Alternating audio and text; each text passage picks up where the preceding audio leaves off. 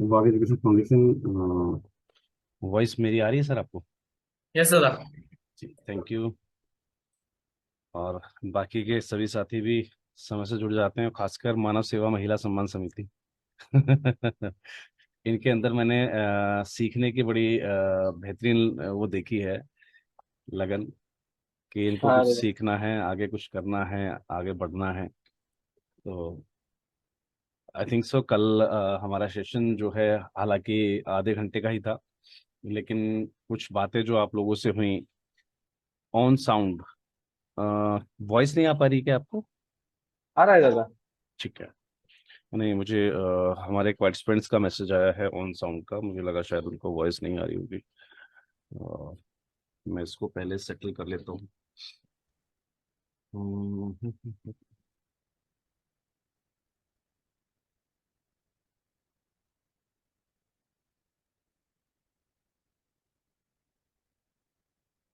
चलिए। वॉइस अब प्रॉपर ही आ रही होगी मेरी, कोई दिक्कत तो नहीं हुई होगी आई थिंक सो। मैंने कोई सेटअप छेड़ा नहीं है नहीं अभी। नहीं दादा। Right sir? यस दादा। चलिए जी। आई थिंक सो हम कल एक प्रपोजल पूरा कर चुके थे, रोड सेफ्टी। Yes right. दादा। आज हम बात करने वाले हैं, आपको पहले ही बताया गया था कि हम इस प्रोजेक्ट के खत्म होने के बाद, हालांकि इससे पहले हमने वही ऑप्ट किया था मोबाइल डिस्पेंसरी यूनिट का।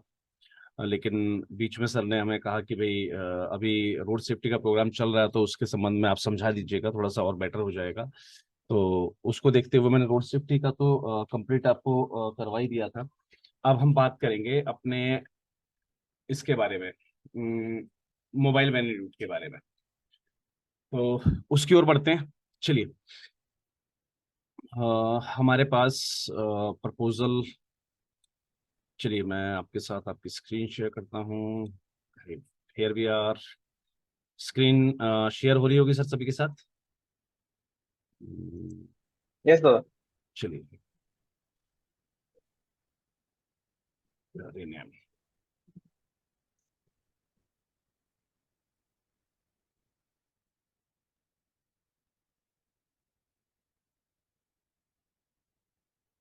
आज हम बात करने वाले हैं मोबाइल वैन यूनिट प्रोजेक्ट के बारे में।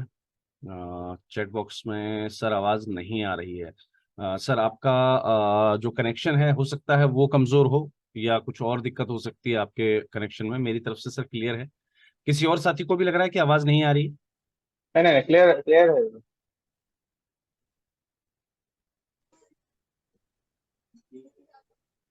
अगर किसी साथी को लग रहा हो कि वॉइस नहीं आ रही है तो मुझे बता दीजिएगा प्लीज। इसके अलावा भी, अब सर वो आपकी नीचे वाली प्रॉब्लम खत्म हो गई ना? हाँ आपका ध्यान, दादा। आपका ध्यान वहीं जा रहा था बार बार। मैं समझ गया था, भावनाओं को मैं समझ लेता हूँ। कोई नहीं, मेरे पास एक खोखा खाली पड़ा हुआ था टीवी का, मैं चलो हाँ इसको ही लगा देते हैं, इसको दादा। यूज कर लेते हैं, बहुत पुरानी चीज है ये। हाँ दादा। याद है सभी को कि एक पहले जमाने में ये ब्लैक एंड व्हाइट टीवी आती थी। ये ऊपर वाला जो है वो चैनल वो बदलने के लिए चैनल। होता था। यस दादा, यस सिग्नल। राइट। और नीचे वाला सर किसके लिए यूज होता था? वो इसका साउंड वॉल्यूम इसके लिए ये होता था। ओके। और हकीकत मानिए, मैंने जितने भी हम जब पुराने लोग मिलते हैं ना, पुराना इतना भी नहीं हो, हालांकि 32 साल ही उम्र है, ज्यादा नहीं। लेकिन हाँ, लेकिन जब मोस्टली रहा, बुजुर्गों के साथ बैठा हूँ मोस्टली, अपना समय बुजुर्गों के साथ बैठ के बिताता हूँ मोस्टली, क्योंकि उनसे बहुत कुछ पीछे का सीखने को मिलता है। यस दादा। तो वो हमें बताते हैं। वो क्या बताते हैं, मतलब मोस्टली जितने भी लोग हमें मिले अपनी कम्युनिटी से रिलेटेड, तो उनसे मुझे एक चीज और नई सीखने को मिली, पता लगा, और हमने भी लाइवली, मैंने भी लाइव एक्सपीरियंस किया। जितने भी आपको लोग पुराने में जिन्होंने ये टीवी यूज कर रखे ना, ये टीवी ना थप्पड़ मार के चलती थी। यस दादा। राइट, है ना? मुझे इसमें एक्सपीरियंस थप्पड़ है मारो। दादा। हाँ, एक्सपीरियंस है ना? थप्पड़ मारो यस दादा। तो वो स्क्रीन रुक जाती थी, अदरवाइज वो बीच में टिम टिम टिम टिम होने लगती थी। यस तो दादा, नहीं तो एक, मैं छोटा था तभी घर पे छोटा था दादा। वो जी, एंटेना ऊपर जाके ऐसा ऐसा घुमाने का रहता था। नहीं हाँ तो दो तीन थप्पड़ मारो उसे। हाँ, वो एंटीना रहता था। तो मोस्टली क्या है, कई लोगों के पास एंटीना नहीं होते थे। हाँ इसमें क्या दादा। दिक्कत है, यही किस वजह से ऐसा हो रहा है आज। हम्म, एक मिनट रुकिएगा सर।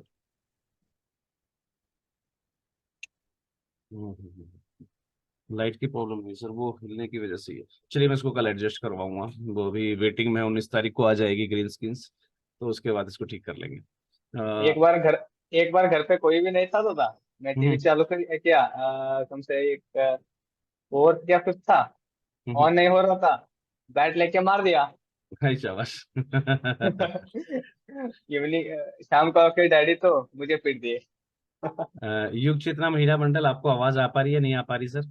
मुझे एक बार कंफर्म कर दीजिए अपने आप को अनम्यूट करके।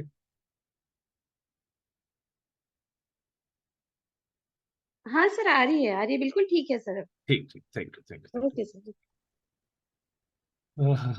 चलिए जी, बढ़ते हैं प्रपोजल की ओर।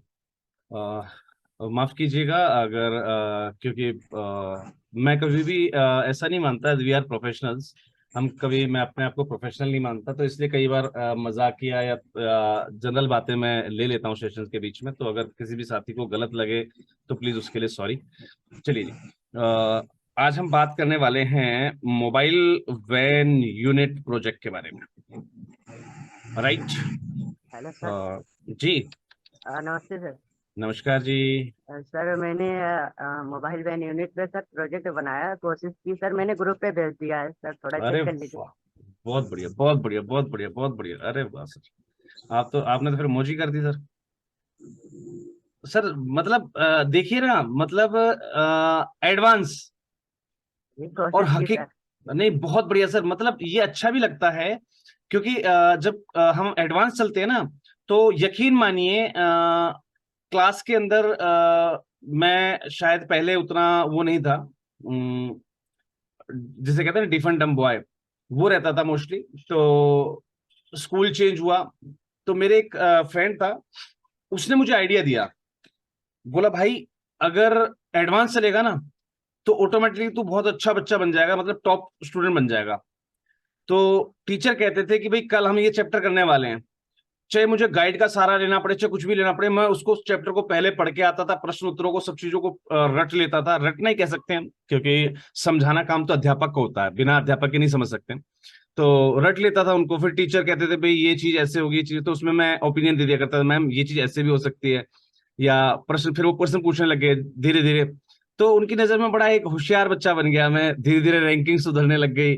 तो यकीन मानिए कि जब भी हमें लगे कि दैट वी आर, हम जो है बहुत पीछे होते जा रहे हैं, जब टीचिंग लाइन में मैं खुद आया, तो एक सबसे पहले मैंने स्कूल ज्वाइन किया था, स्कूल के अंदर ना मुझे जब परिचय करवाया गया उस क्लास से, तो उसमें बताया गया है वो जो निकम्मे दिख रहे हैं चार पीछे, ठीक है, वो महाडल बच्चे हैं इस पूरे स्कूल के, बचपन से ही पढ़ रहे हैं, लेकिन वो महाडल हैं। मैं कि यार हद हो गई, अब स्कूल का प्रिंसिपल पहले दिन किसी टीचर के सामने, जो पहले दिन ज्वाइनिंग लेने आया हो, उसके सामने ऐसी रेपुटेशन कर दे किसी बच्चे की, तो उसकी उसकी आत्मा पर क्या बीतेगी।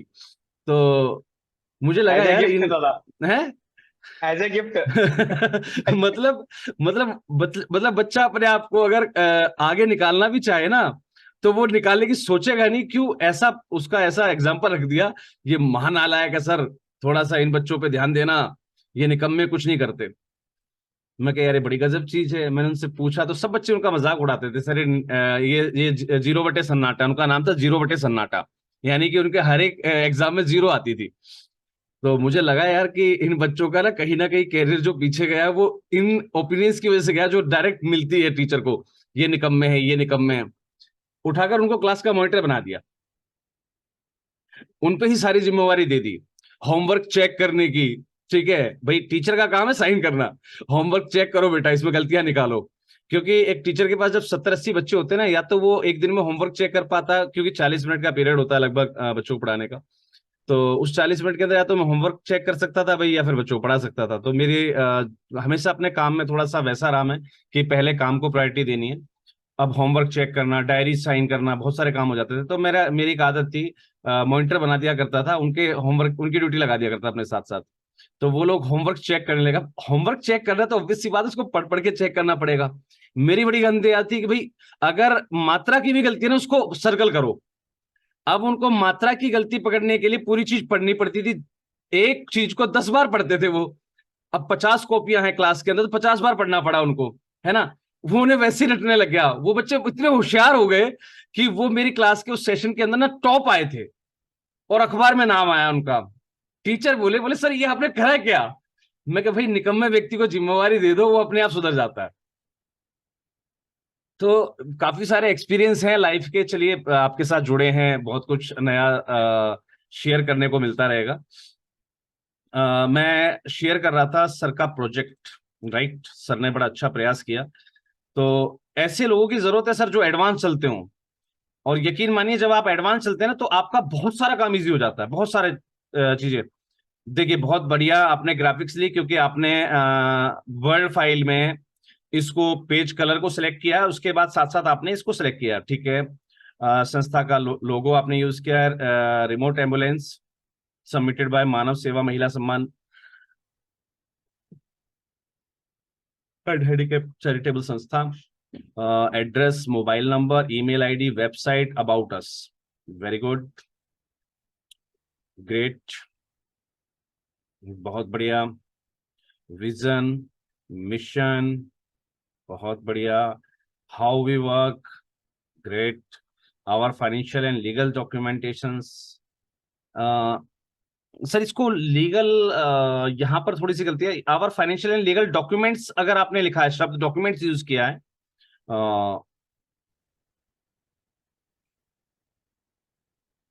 अगर आपने डॉक्यूमेंट शब्द यूज किया सर तो वहां डॉक्यूमेंट्स होने चाहिए थे। आप उसको लीगल स्टेटमेंट लिखिएगा। Okay sir. क्लियर है? जी सर।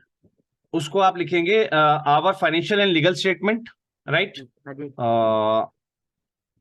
या कंडीशन भी लिख सकते हैं आप इसको इसमें, क्योंकि आपने ये भी लिख दिया ना भाई हमारे internal audit statutory audit by the reported firm. हाँ ठीक है। हाँ लीगल पोजीशन लिख सकते हैं आप इसको, अवर फाइनेंशियल एंड लीगल स्टेटमेंट भी लिख सकते हैं, कोई दिक्कत वाली बात नहीं। तो डॉक्यूमेंट सब यूज मत कीजिएगा, ओके। राइट। इंट्रोडक्शन में आप remote ambulance project aims to improve the emergency medical services in remote and deserve areas by implementing such system that enables remote communication and medical system between paramedical on-site and medical professionals at a critical facility. This project will be sir हकीकत बताइएगा कि आपने introduction कहाँ से लिया? Sir actually तो मैंने पढ़ा पहले, फिर सर गूगल से रिसर्च किया, बट वहाँ नहीं मिला, तो मैंने ये आई का यूज किया थोड़ा। अच्छा वही AI वाला। हाँ जी सर। बहुत बढ़िया, तभी को ना प्रोफेशनल लैंग्वेज कहाँ से आई। चलिए जी, ऑब्जेक्टिव भी वहीं से उठाए होंगे। हाँ सर, थोड़ा मतलब इसमें सर मैंने बहुत जगह टू लगाना था, तो अभी ध्यान है मुझे कि यहाँ लगाना है सर। हाँ, टू डेवलप ए रिमोट जी communication system to design a user friendly, जी है ना। जी ग्रेट, बहुत बढ़िया। ऑब्जेक्टिव्स भी आ गए आपके, टाइम फ्रेम आ गया। Will be an ongoing programme but the proposal is submitted for 1 year, right. ये लाइन भी इसमें ऐड करनी है, ओके ठीक है। जी। Target area is the project is Mumbai district in Maharashtra. आप महाराष्ट्र से हैं? जी सर, पूरा ये यहीं से। Great great great great. Project scope ये भी वहीं से उठाया आपने? हाँ सर। और इसमें सर हम्म, थोड़ा मतलब ऐसा मिस्टेक सर, और पूरा सही से नहीं देता सर, तो कहीं कहीं सेंटेंस भी सर सही करना पड़ता है। हाँ देखिए यू का यू कॉपी करेंगे ना जी तो जी ऑब्वियस सी बात है। देखिए जब हम संस्थाओं को, जो प्रोजेक्ट लिखने वाले लोग हैं, जब उनको इस टूल के बारे में पता है तो जो प्रोजेक्ट चेक करें उनको नहीं पता होगा, जी जी सर। है ना। तो वहां पर छोटी छोटी चीजें ना आपके हिसाब से उसको मेंटेन करते रह कीजिएगा, राइट। जी जी चलिए जी, improve health care access, efficient resource allocation, training and skill development, cost saving, data collection and analysis, main activities, need assessment, technology development, infrastructure setup, training and capacity building. Great.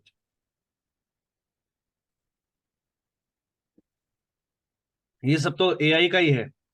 हाँ sir, वो heading पूरा मतलब वो है sir, और उसमें से कुछ चेंजेस मैंने भी किया था सर, तो सर पूरा लैंग्वेज नहीं सही से दे रहा था sir. Target, project implementation stage, stakeholder contribution हो गया आपका, कोलैबोरेशन, जी technical technological development, resource allocation, piloting and evolution,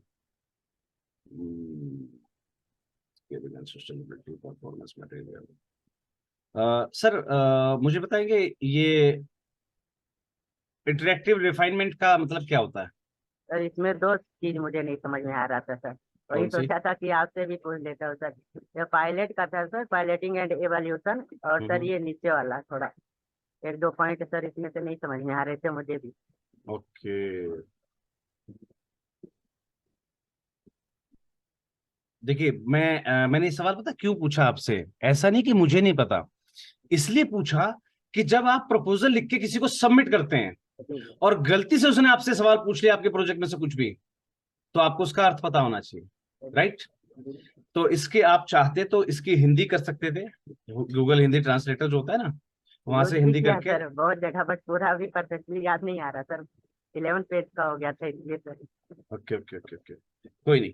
चलिए, performance matrix, regular data collection, evaluation and analysis, ये मॉनिटरिंग हो गई ना आपकी। जी जी stakeholder feedback, periodic reviews, great, impact assessment. आप बहुत बढ़िया भाई, बहुत बढ़िया। Project manager, assistant, nurse, pharmacist, health supervisor, health worker, driver, 7 लोग। ये पूरा प्रोजेक्ट सर खुद से ही किया मैनेजर, पूरा अच्छा इसमें। हाँ ये वाला तो आपने खुद से ही किया होगा। मोबाइल मेडिकल वैन, इसकी कॉस्ट सर चेक कर ली थी? हाँ ये सर, ये पैसे करीब 40-45 तक जाता है सर, 50 के ऊपर भी चला जाता है नहीं मेडिसिन। जाता तो है, लेकिन ये आपने कोटेशन इसकी है आपके पास? नहीं सर, कोटेशन नहीं, बट ध्यान वैसा मैं। रखिएगा, ध्यान रखिएगा, ये जो कॉस्ट आप डालते हैं, जैसे मेडिकल वैन की आपने कॉस्ट डाली, जी तो जी। मेडिकल वैन की कॉस्ट के साथ इसको इसको जज करने, इसको वेरीफाई करने के लिए आपको साथ में कोटेशन देनी पड़ेगी। ओके। तो उसमें आप 2 या 3 कोटेशन दे सकते हैं, राइट? जी जी जी। यहाँ पर आप रेट कौन सा डालेंगे? आप मान लीजिए आपने 3 कोटेशन दिए हैं, तो उसमें से रेट यहाँ पर कौन सा डालेंगे? जिसका सबसे हाईयर हो, राइट? जी जी सर। ठीक है। तो मेडिकल इक्विपमेंट्स हो गया आपके, बहुत बढ़िया बहुत बढ़िया बहुत बढ़िया बहुत बढ़िया, ग्रेट। ये पेरी that is called charting, right?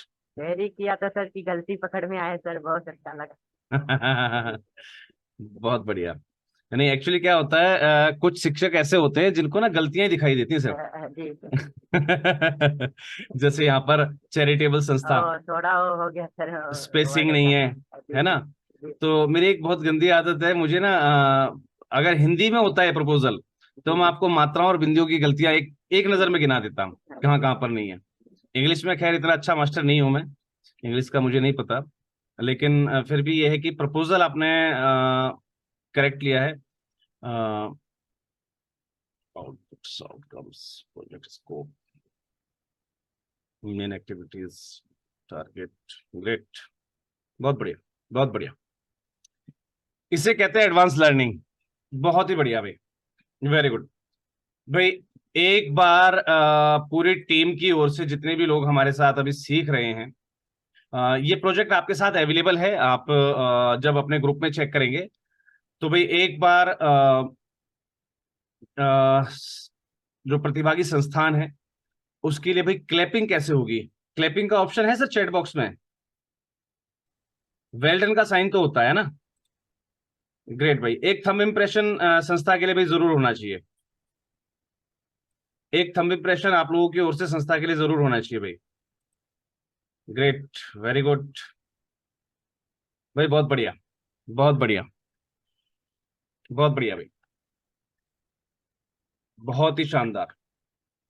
देखिए एडवांस वर्किंग का ये फायदा होता है कि जब आप प्रपोजल को लिखना शुरू करते हैं ना, तो ग्रेट।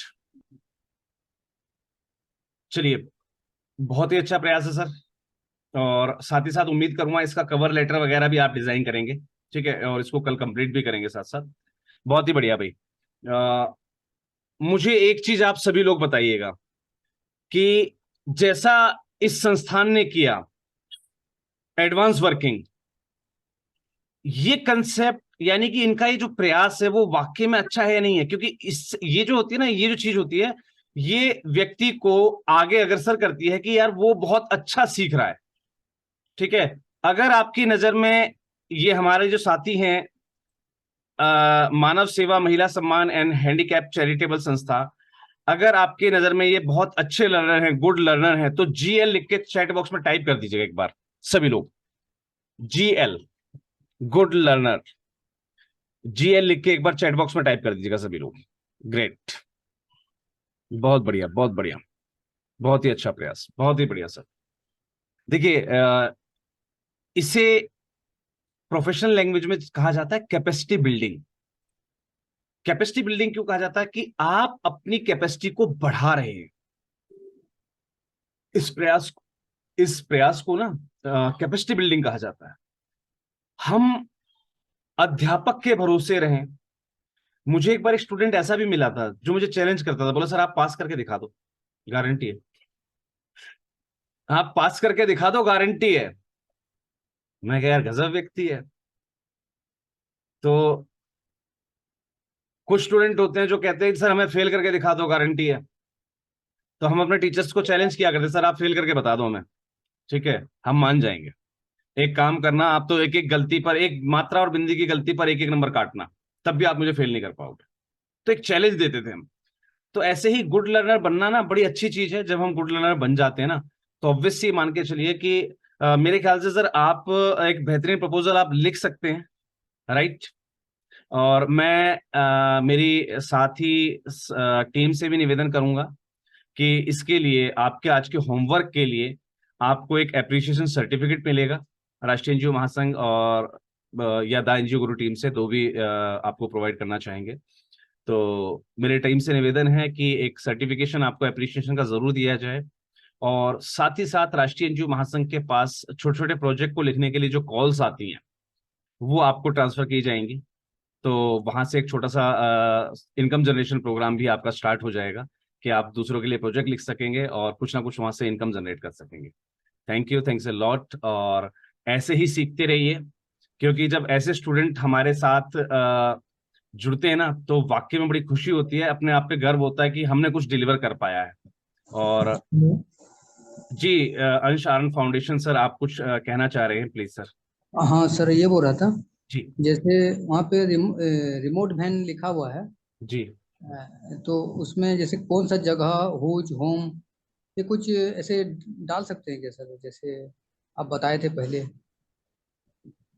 मतलब जैसे प्रोजेक्ट टाइटल में?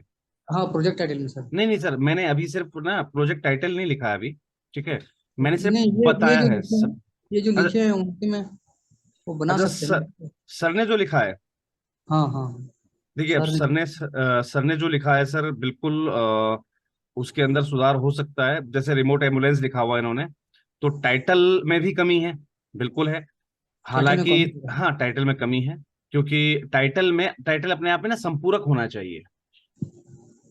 जी सर। टाइटल अपने आप में संपूरक होना चाहिए। उससे पता चलेगा कि वाग कहाँ। एजुकेशन फाउंडेशन, आप अभी अवेलेबल हैं क्या? यस दादा। क्या दिक्कत है, पुलिस स्टेशन क्यों जा रहे हैं?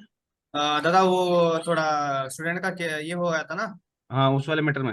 हाँ, उसके लिए थोड़ा बहुत कॉल आया था। नहीं, कोई इशू है क्या? अभी रिजॉल्व हो चुका ना वो तो? हाँ, सॉर्ट आउट हो चुका है, कुछ फिर फॉर्मेलिटीज है करके बोले।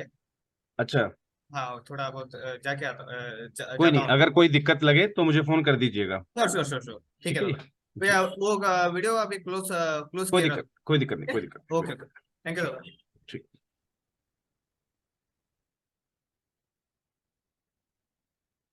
अब बिल्कुल यहाँ पर थोड़ा सा प्रोजेक्ट में कमी है, तो हम उस चीज को भी देखेंगे, ठीक है। क्योंकि एक साथी ने लिख लिया है। अब ऑब्वियस सी चीज है कि मैं यहाँ पर कुछ चीजें आपको एआई से नहीं ले सकता, क्योंकि सर ने ऑलरेडी यूज कर ली है ना। तो एआई फैक्टर को ना यूज करके हम इस प्रपोजल को अब दोबारा लिखना सीखते हैं। क्लियर है? चलिए जी, आते हैं प्रोजेक्ट राइटिंग पे। मोबाइल वैन यूनिट का हम प्रोजेक्ट लिखने वाले हैं। मैंने सिर्फ ये मतलब सॉरी, टाइटल नहीं डाला अभी ये, अभी मैंने सिर्फ नॉर्मली ये आपको लिख के दे दिया है, ठीक है जी। अब मोबाइल वैन यूनिट का हम प्रोजेक्ट लिख रहे हैं, तो हम इसका टाइटल डालेंगे। सर स्क्रीन, टाइटल जी। सर ओ, स्क्रीन शेयर नहीं स्क्रीन करा। शेयर नहीं हो रही है, right right right right right, sorry sorry sorry for the same. अब हो रही है सर? हाँ, आ रहा है सर अब। ग्रेट। चलिए, मोबाइल वैन यूनिट पे हम प्रोजेक्ट लिखने वाले हैं, ठीक है जी। यहाँ पर हम यूज करते हैं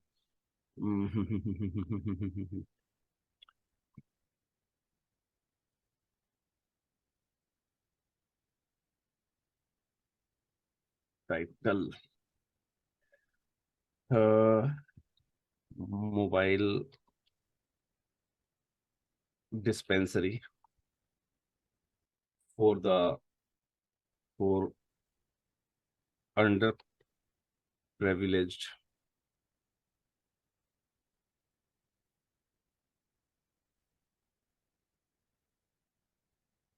स्पेलिंग मिस्टेक है, इसको हम अनडिजर्व भी कह सकते हैं। चलिए जी, अनरिजर्व्ड है ना, पीपल इन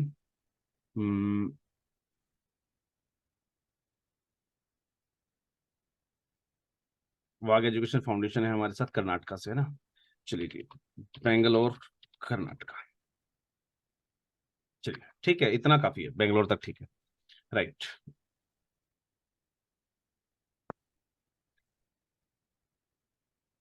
ये हमने यहाँ पर प्रोजेक्ट टाइटल लिख दिया है। आई थिंक सो ये कंप्लीट है अब अपने आप में। जी, मैं आप लोगों से जानना चाहूंगा, क्या अपने आप में कंप्लीट है अब? क्या करने जा रहे हैं? मोबाइल डिस्पेंसरी लगाने, किसके लिए? अंडर प्रिविलेज पीपल्स के लिए। कहाँ? बेंगलोर में। आई थिंक सो हमें WH फैमिली के वर्ड्स मिल रहे हैं पूरे। राइट, चलिए जी, अब कोई कुछ कहना चाह रहा है? कोई कुछ कहना चाह रहा है क्या? सर अपने आप को म्यूट कर लीजिएगा। प्रेमा मैम, आपकी तरफ से डिस्टरबेंस आ रही थी, अपने आप को म्यूट कर लीजिएगा। सभी लोग म्यूट कर लीजिएगा अपने आप को। अब प्रोजेक्ट की ओर बढ़ते हैं, क्योंकि समय हमारे पास बहुत लिमिटेड होता है और लगभग आधा घंटा हम अपना खराब कर चुके हैं। चलिए जी, खराब नहीं किया, हालांकि बहुत अच्छा गया वो, क्योंकि हमें ऑलरेडी एक प्रोजेक्ट हमें मिल गया, लिखा लिखाया ग्रुप में है आप लोगों के साथ, आप वहां से भी आइडियाज जो है पिक कर सकेंगे। राइट, चलिए जी, हम पहले देख लेते हैं हम कि मैं यहाँ पर प्रेफर्ड लोकेशन लेके चल रहा हूँ अपनी। ठीक है जी, मैं प्रेफर्ड लोकेशन डाल देता हूँ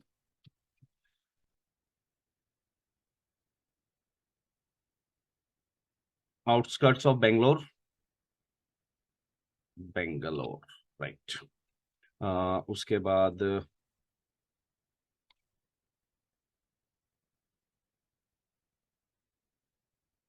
industrial sites in and around Bangalore, Bangalore.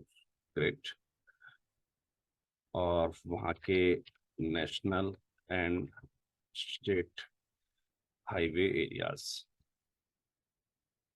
Right, मैं यहाँ पर क्या कर रहा हूँ, प्रेफर्ड लोकेशंस ले रहा हूँ कि मैं इन लोकेशंस के अंदर जो है ये प्रोजेक्ट अपना चलाने का प्रयास करूंगा। तो अब जो मैं चीजें अब देखिए, मैंने प्रोजेक्ट लिखना स्टार्ट नहीं किया है, मैं यहाँ से अब अपना प्रोजेक्ट लिखना स्टार्ट करूंगा। मैंने आपको पहले से बता दिया है कि मैं ये टाइटल्स लेकर चल रहा हूँ, मतलब ये चीजें लेकर चल रहा हूँ अपने साथ में। ठीक है, तो उससे आपको दिक्कत नहीं आएगी। मैं प्रोजेक्ट अब लिखना स्टार्ट करूंगा। क्लियर है सभी को? राइट, अब हम यहाँ से स्टार्ट कर रहे हैं।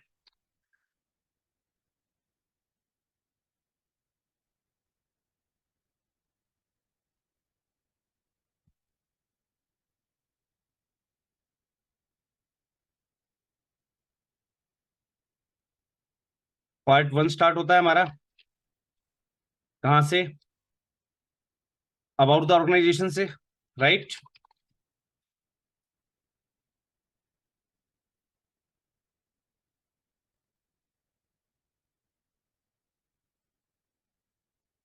जनरल इंफॉर्मेशन हम इसमें लेके चलेंगे।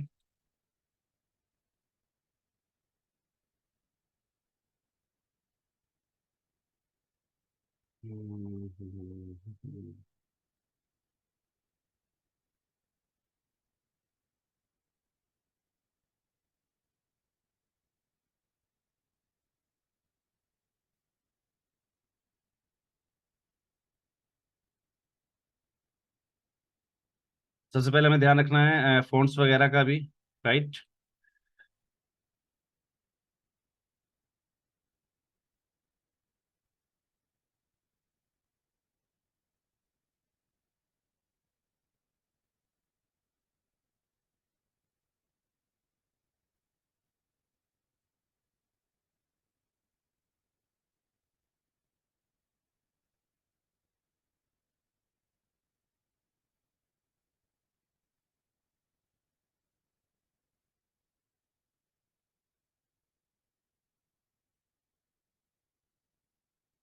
चलिए जी, मैं यहाँ पर मैंने इसको कंप्लीट कर दिया है, और चलिए इसका कलर मैं चेंज कर देता हूँ।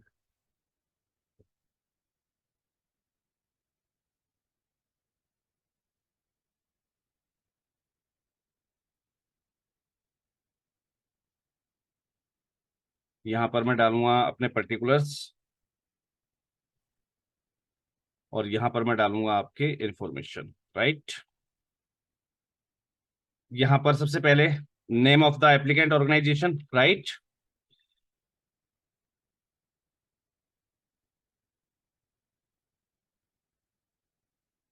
यहाँ पर रहेगा, मैं यहाँ पर कुछ चीजें बढ़ाते जा रहा हूँ, ठीक है। अगर आप कोई शॉर्ट नेम यूज करते हैं, ये मैंने क्यों लिया, जैसे अभी सर की संस्था का हमने देखा, बहुत बड़ा नाम है उनकी संस्था का, तो आप यहाँ पर शॉर्ट नेम या एब्रीवेशंस यूज कर सकते हैं उसके लिए, ठीक है जी।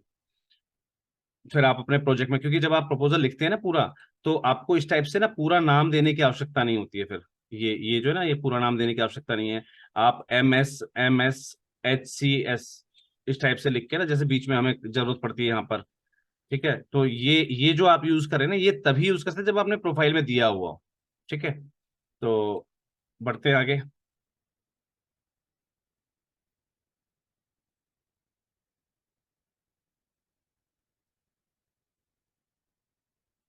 शॉर्ट नेम के बाद हम आ जाते हैं टाइप ऑफ ऑर्गेनाइजेशन।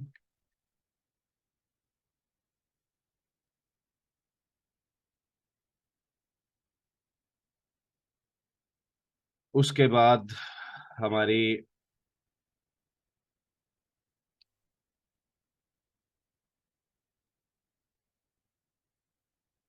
चलिए जी,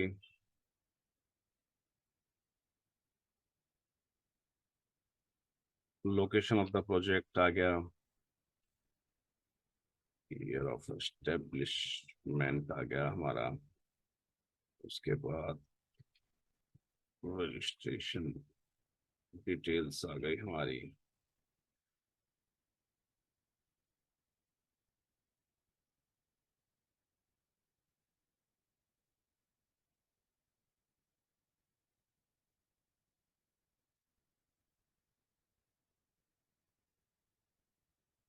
यहाँ पर रजिस्ट्रेशन डिटेल्स,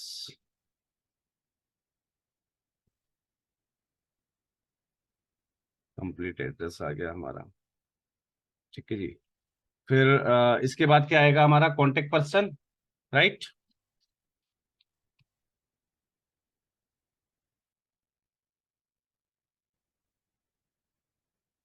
ये कॉन्टेक्ट पर्सन हो गया, और वेबसाइट हो गई, ठीक है। आई थिंक सो, यहां तक क्लियर है सभी को। अगर क्लियर है तो चैट बॉक्स में क्लियर लिख दीजिएगा फटाफट, मुझे पता लग जाएगा।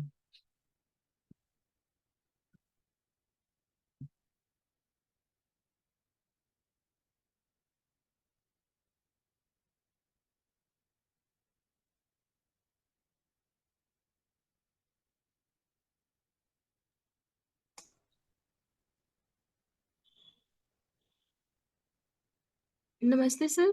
नमस्कार जी। सर कंट्री ऑफ लोकेशन में इंडिया लिखेंगे? हाँ, इंडिया में है आप तो कंट्री इंडिया ही ऑफ, लिखेंगे, वही ना। बिल्कुल। तो इसको शो करना जरूरी है, क्योंकि ये तो ऑब्वियस सी चीज है ना, अगर हम यहाँ के लिए अप्लाई कर रहे हैं तो यही क्यों होंगे। कुछ नहीं, मैंने आपको बताया ना कि मैं सिर्फ कुछ लाइनें बढ़ा रहा हूँ, और कुछ नहीं कर अच्छा, रहा। ठीक है जी। ओके हो जाता है, सर। कई बार लिख देते हैं लोग बात, ऐसी कोई बड़ी बात नहीं है, ठीक है जी। तो हम कई बार अच्छा चीजों को बढ़ा सकते हैं, जैसे अब ईयर ऑफ स्टेब्लिशमेंट है, ठीक है। नहीं, अब असल में मेरे साथ क्या है ना कि हम बस थोड़ा सा लिखते हैं, ज्यादा बढ़ नहीं पाती चीजें, कि हम उसमें पॉइंट्स बढ़ाते जाए वो नहीं हो पाता है। नहीं, वही चीज तो बता रहा हूँ, देखिए हम जितनी बार लिखेंगे ना प्रोजेक्ट को, ठीक है, मैं जी उतनी बार कुछ ना कुछ नई चीज एड ऑन करके दूंगा आपको, जिससे आपको सारे आइडियाज मिल जाएंगे, राइट। जी। मैंने बताया ना, जिस प्रकार से हमने पिछला प्रोजेक्ट लिखा था उससे बिल्कुल डिफरेंट मिलेगा आपको ये, ठीक है। हम्म। तो मैं चाह रहा हूँ कि जितने भी मेरे पास, देखिए मैंने बताया ना कि एक प्रपोजल को लिखने के कई तरीके होते हैं, मैं जी 15 तरीके जानता हूँ, अभी आपने सर का प्रपोजल देख लिया है, ठीक है, जी। सर के प्रपोजल से मेरी एक भी लाइन मैच नहीं करेगी, नहीं।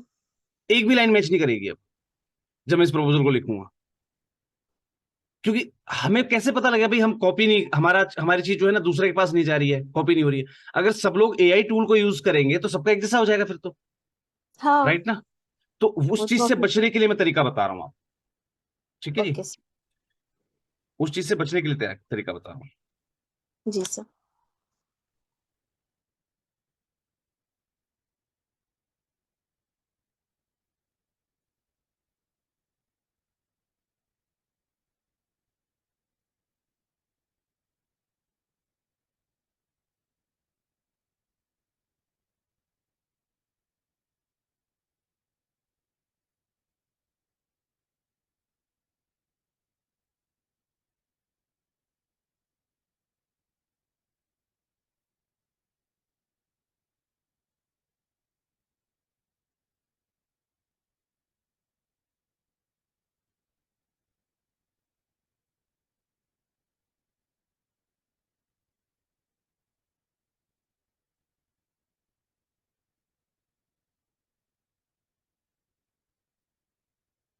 हम इसको इस प्रकार से करेंगे, राइट। कंप्लीट एड्रेस को जब हम लिखेंगे तो हम इस प्रकार से इसमें सारी चीजों को इन्वॉल्व कर देंगे।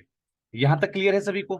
मैं चाह रहा हूं कि जब भी हम प्रपोजल लिखें ना तो हमारी सबकी लैंग्वेज अलग अलग हो जाए, ठीक है। तो आप देखिए, मैंने भी तो कोई चीज नहीं सोची ना, पहले से कोई चीज मैं लिख के इसलिए नहीं लाता हूं कि आपको ये लगे सर पहले से कुछ तैयारी करके आए हैं, नहीं। मैं सब चीजों को आपके साथ लाइव शेयर कर रहा हूं, ठीक है। जो मेरे दिमाग में आता जा रहा है मैं वो चीज में डालता जा रहा हूं, ठीक है। क्योंकि देखिए कहते हैं ना practice makes a man perfect. तो मैंने बहुत सारी प्रैक्टिस की हुई है, लिखता रहता हूँ, बहुत सारा काम आता रहता है, लगभग 2700 संस्थाओं का काम करता हूँ मैं अपने पास। तो आप समझ सकते हैं कि कितनी प्रैक्टिस हो जाती होगी। और जितने भी मेरे प्रोजेक्ट राइटर्स हैं, हमारे पास जो भी स्टाफ अवेलेबल है, वो जब कोई भी प्रपोजल लिख लेता है ना तो मेरी आदत है मैं उसको वेरीफाई जरूर करता हूँ, ठीक है। तो वेरीफाई करने का मतलब अगर मैंने अभी जैसे सर के प्रोजेक्ट को मैंने अगर 5 मिनट भी पढ़ा तो शायद मेरी 5 चीजों पर निगाह जरूर गई होगी, है ना। ये नहीं कहता मैं कि पूरा पढ़ा है मैंने, ठीक है, लेकिन 5 चीजों पर एक त्वरित रूप से निगाह जरूर गई होगी मेरी। तो आई थिंक सो वो उतना पर्याप्त हो जाता है, कुछ चीजें बार बार हमारे दिमाग में ना वो हो जाती हैं, सेट हो जाती हैं। चलिए जी,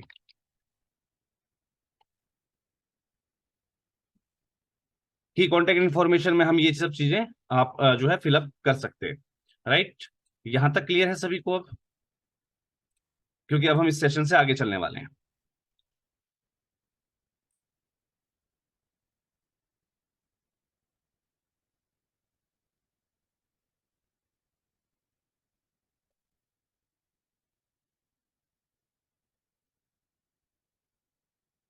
ये वाला पार्ट क्लियर हो गया सभी को? Yes, great. चलिए जी, अब वेबसाइट वगैरह सब आप लिख चुके?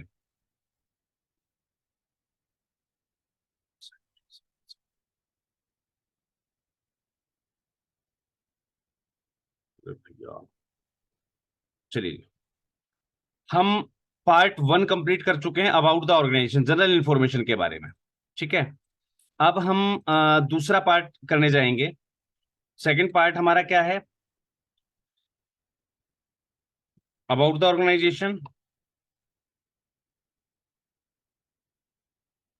और प्लीज मेरी जब भी कोई क्लरिकल मिस्टेक हो जाए ना मुझसे लिखने में तो प्लीज आप उसको इग्नोर कीजिएगा। लेकिन मैं सिर्फ अपनी गलती को इग्नोर करने की कह रहा हूं, ये नहीं कह रहा कि आप गलती ना करें, मतलब आप गलती कर लें, नहीं, आपको गलती बिल्कुल भी नहीं करनी है। आपको इस चीज का बखूबी रूप से ध्यान रखना है, ठीक है, कि आपसे क्लरिकल मिस्टेक यानी कि टाइपिंग मिस्टेक कभी भी नहीं होनी चाहिए। क्लियर है? पार्ट टाइप हम 2 में चल रहे हैं, अबाउट द ऑर्गेनाइजेशन, और यहां पर हम बात करेंगे डिटेल्स की, ठीक है जी। डिटेल्ड इंफॉर्मेशन की। चलिए जी, पहला टॉपिक हमारा कहां से आएगा? अबाउट द ऑर्गेनाइजेशन, ठीक है। हम यहाँ पर अबाउट द ऑर्गेनाइजेशन, संस्था के बारे में पूरी चीज लिखेंगे। अब मैं यहाँ पर पूरी चीज टाइप करूं तो शायद मुश्किल हो जाएगा।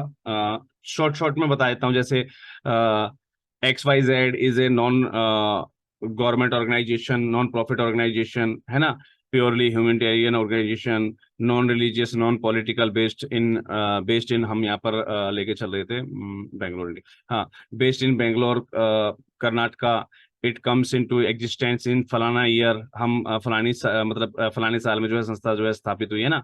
The organisation is dedicated to serve the underserve section of the society, क्योंकि हम यहाँ पर बात कर रहे हैं अंडर प्रिविलेज या अंडर सर्व्ड के लिए, राइट। तो हमने उस शब्द को ले लिया कि the organisation is working for undeserved society section of the society. We work for social causes, gender equality, human rights, education, health care, social justice, hunger, poverty, socio-economic development of the rural and unprivileged masses in remote and backward या inaccessible area of फलाना area, है ना। With the aim of development through empowerment, the organization address basic issues like education, health, livelihood and skill development फलाना। तो इस type से अपनी दो चार बातें यहाँ पर अपनी जरूर आप मेंशन कर दीजिएगा। आई थिंक सो इस सेक्शन को लिखने की आवश्यकता है अबाउट द ऑर्गेनाइजेशन को, यस और नो। आप कहेंगे मैं उसके हिसाब से चलूंगा। क्या इसको लिखने की आवश्यकता है, यस और नो? क्योंकि ये आपका अपना सेक्शन होता है ना। यहाँ पर आप अपने हिसाब से अपनी बातें लिखते हैं। सभी लोग जवाब दीजिएगा प्लीज, चैट बॉक्स में आइए, जवाब दीजिए, क्या इस सेक्शन को लिखने की आवश्यकता है, यस और नो?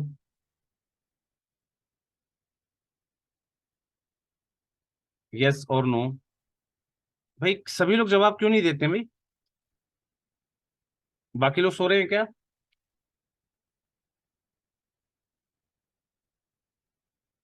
देखिए मैं हमेशा मेजोरिटी क्लेम करता हूं। अगर आप लोग लिखते कि सर यस लिखने की जरूरत है तो मैं इसको लिख के दिखाता, आपको कोई दिक्कत नहीं थी।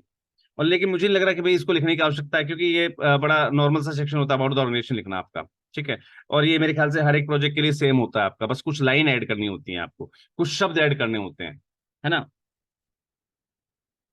अब बात करते हैं यहाँ पर सेकंड टॉपिक के, वो क्या बनेगा, मिशन स्टेटमेंट। मैंने आपको बताया था कि मिशन स्टेटमेंट आपको वही डालनी है, ठीक है, जो आप के इस प्रोजेक्ट से रिलेटेड हो, है ना।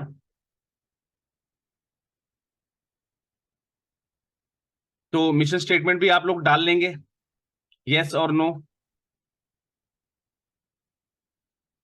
मिशन स्टेटमेंट आप अपनी डाल लेंगे खुद की इस प्रोजेक्ट से related?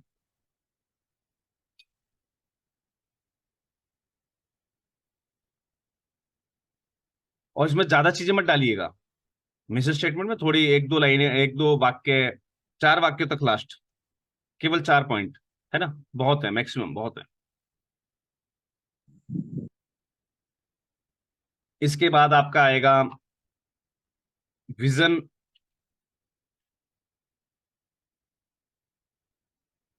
Vision of the organisation. इसको भी आप 3 से 4 लाइनों में खत्म कर सकते हैं, 3 से 4 वाक्यों में।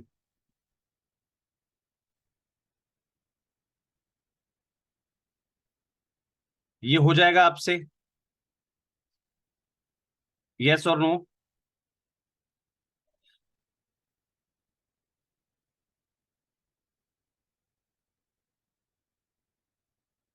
यस, चलिए जी। उसके बाद आपका आ जाएगा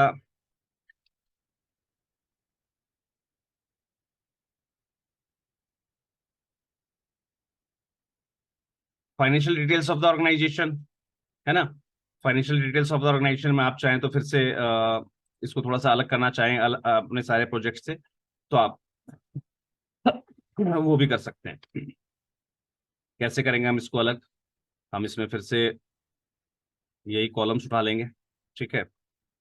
कॉलम्स उठा के इसको हम थोड़ा सा डिफरेंट बनाने का प्रयास करेंगे।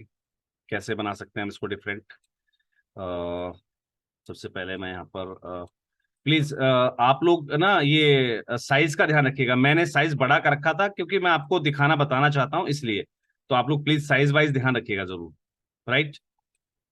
साइज वाइज आपको ध्यान रखना है कि आपका साइज यहाँ पर जो है डिफरेंशिएट ना हो पाए। जो फॉन्ट्स आपको बताए गए वो फॉन्ट्स में ही आपको लिखना है। मैं सिर्फ आपको क्लियर दिखे, मैं इसके लिए कोई भी फॉन्ट यूज कर ले रहा हूँ, ठीक है। तो प्लीज आप वो गलती मत कीजिएगा।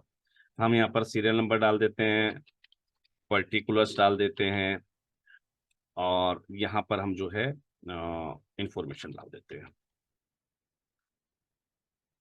ठीक है, serial number, particular information, 1 dot, 2 dot, 3 dot, 4 dot, 5 dot,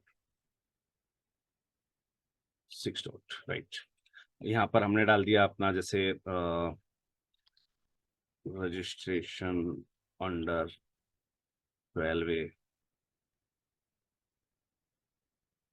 of income tax.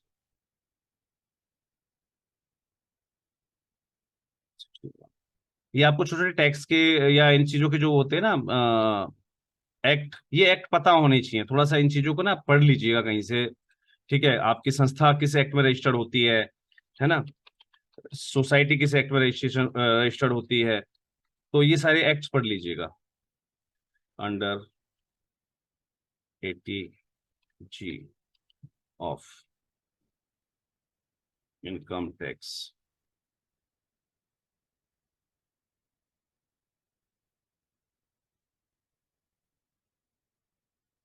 Act 1961, ठीक है। Registration under CSR 1।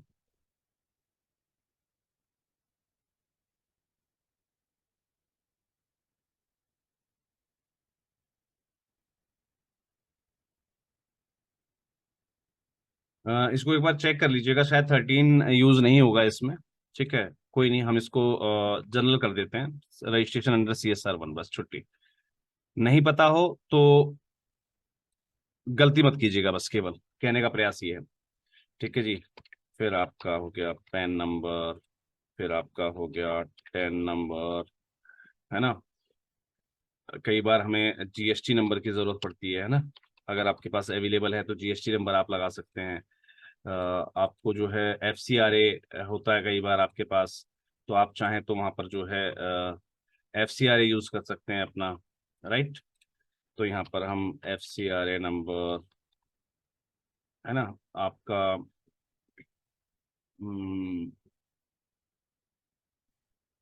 Bank details, right. Bank details भी हम इसी सेक्शन में लेके जाएंगे, और बैंक डिटेल्स को हम जो है यहाँ पर नेम ऑफ द बैंक कर देंगे, ठीक है जी। 3-4 चीजें बताई थी मैंने,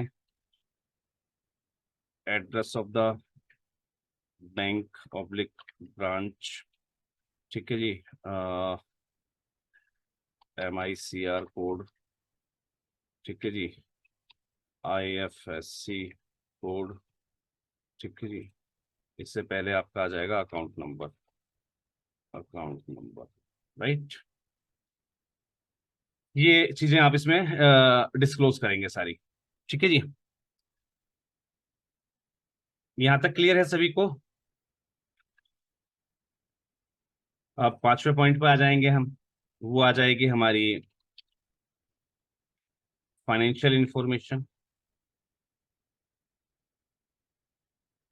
आप इसमें चाहें तो इसमें भी आप सेम ट्रिक यूज कर सकते हैं, क्योंकि जितनी ज्यादा हम टेबल्स या चार्ट्स यूज करते रहते हैं ना, तो वो चीज हमारे फायदे के लिए होती है। आई थिंक सो 1-2-3 साल का, ठीक है, 3 साल की फाइनेंशियल इंफॉर्मेशन पर्याप्त है। होम पेज पे चलते हैं, एरियल ब्लैक लेते हैं, और इसको हम 14 कर देते हैं, और यहाँ से हम जो है बोल्डिंग हटा देते हैं। चलिए, ये हो जाएगा हमारा ईयर, यहाँ हो जाएगा हमारा एनुअल इनकम। अरे भाई, ये तो बहुत बड़ा साइज हो गया, 14 की जगह 12, ठीक है। एनुअल इनकम हो गया source of income, right.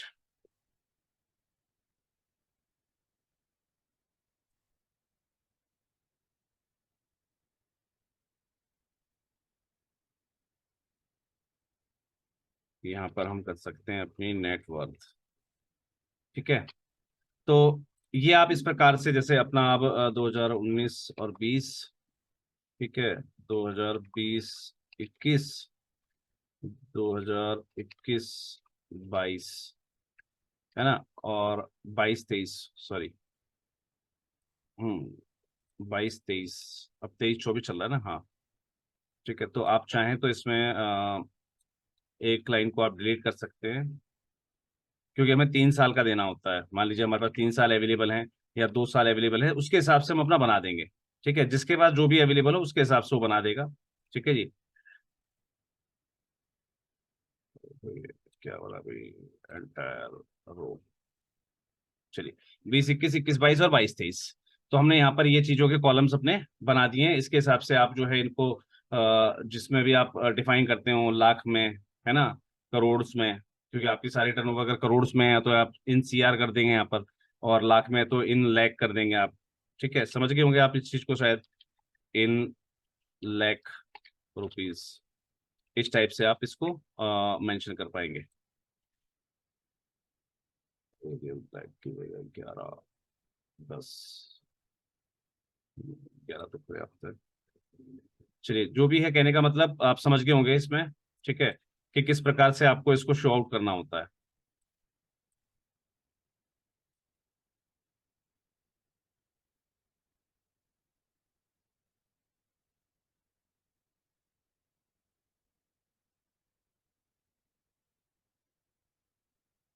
Six point पर आ जाए भाई। यहां तक क्लियर है सभी को? तो क्लियर लिख दीजिए एक बार चैट बॉक्स में। अगर यहां तक सभी को क्लियर है तो क्लियर लिख दीजिए चैट बॉक्स में। तो माननीय अध्यक्ष महोदय, आज आप शायद थोड़ा सा लेट जुड़े हैं।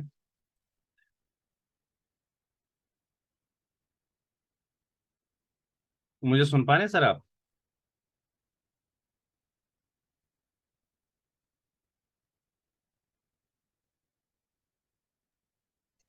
हेलो। हेलो। सर, ये सोर्स ऑफ इनकम में जैसे एक साल में हम कई जगह से कहना चाहिए फंड लेते हैं, तो उसको हम शॉर्ट में कैसे लिख सकते हैं? अगर देखिए कोई पर्टिकुलर फंडिंग एजेंसी अगर उसमें आपके साथ थी तो आप उसका नाम लिख देंगे। ठीक है, जी। और अगर कोई नहीं थी आपके साथ, कई जगह से लिया हुआ आपने, MISC लिख के आप टैग कर सकते हैं। ठीक है, अच्छा, ये क्या फुल फॉर्म क्या है सर इसका? MI? मिसलेनियस। अच्छा जी, सॉरी। हाँ ठीक सर। है, या not applicable. Right. Yes sir. ठीक है, अगर आप नहीं बताना चाहते हैं तो नोट एप्लीकेबल कर जी सकते हैं, या फिर आप इसको जनरल फंड्स भी लिख सकते हैं आप अपना। ठीक है, जी जनरल फंड्स, पब्लिक फंड, है ना, जो भी जिस हिसाब जी। से भी आपने किया हो। राइट। अच्छा जी। सर यहाँ ऑन तक क्लियर? फंडेड हो तो ऑन फंडेड लिख सकते हो सर। जी ऑन फंडेड हो सर, जैसे संस्था खुद से लगाए सर। सर, ऑन फंडेड कभी नहीं होता है। जी जी, वही पूछ रहा था। ध्यान रखिएगा, ऑन फंडेड नहीं होगा कभी भी, क्योंकि अगर खुद से ही लगाना था जी जी तो सर। संस्था क्यों खोली? बात कर वही क्लियर है है ना, जी। सेल्फ फंडेड आप नहीं यूज कर सकते। ठीक है जी। सर, जैसे कभी हमको कल्चरल डिपार्टमेंट से मिल रहा है, कभी स्टेट गवर्नमेंट के किसी डिपार्टमेंट से मिल रहा है, तो उसको आप चाहें तो दोनों मेंशन। का नाम डाल सकते हैं। जी जी अगर सर। आपके पास कोई दो मेजर डिपार्टमेंट्स है, दोनों का आप नाम डाल सकते हैं, कोई दिक्कत अच्छा ठीक। नहीं।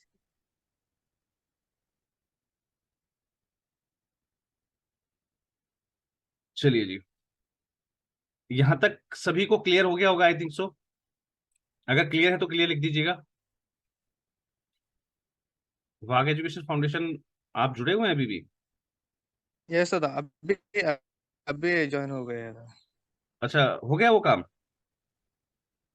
हाँ, वो जस्ट मोबाइल था दादा उनके पास, ऑफिस का। अ- अच्छा अच्छा अच्छा अच्छा। हाँ हाँ, बाहर का बाहर ही गया उन्हें, और भी ठहरे थे, मैं नहीं मीटिंग है करके मैं निकल के आ गया।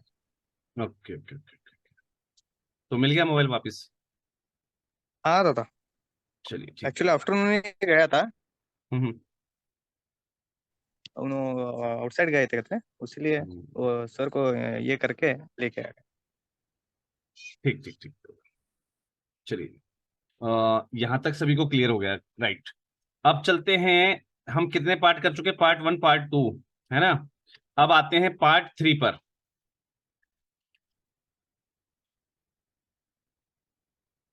ठीक है, ये हो जाएगी हमारी प्रोजेक्ट समरी। ये क्या हो जाएगा? हमारा प्रोजेक्ट समरी। प्रोजेक्ट समरी पे आते हैं। ठीक है, यहां भी हम चाहें तो मैं इसको एक काम करता हूं, सेकंड पेज पे लेके चलता हूं। क्योंकि वहां से दिक्कत हो जाएगी ना। चलिए प्रोजेक्ट समरी को हम लेके चलते हैं। यहाँ भी हम चाहें तो टेबल का यूज कर सकते हैं। मैं यहाँ पर 3 टेबल्स ले लेता हूँ।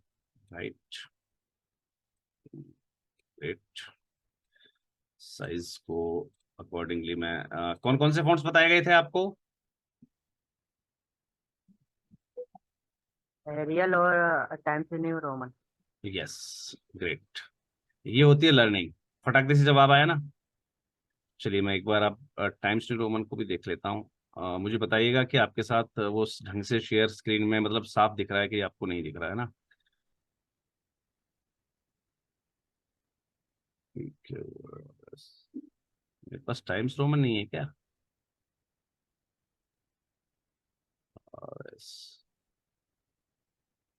टाइम्स न्यू रोमन है, ठीक है। चलिए जी। सर एक चीज और क्लियर करनी थी। जी बताइए। सर ये नेट वर्थ को कैसे कैलकुलेट करेंगे? नेटवर्थ मैम आपकी ऑडिट में लिखी होती है। जी। ठीक है जी, नेटवर्थ अलग होती है, एनुअल इनकम अलग होती है, उसमें लिखी होती है, मेंशन होती है ऑडिट अच्छा में। ठीक, ठीक है जी। सर।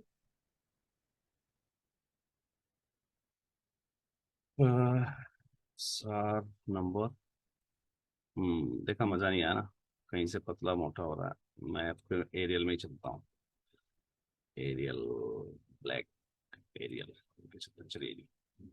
और इसको मैं अनबोल्ड कर दे रहा हूँ। सीरियल नंबर के बाद हो गया हमारा particulars, right.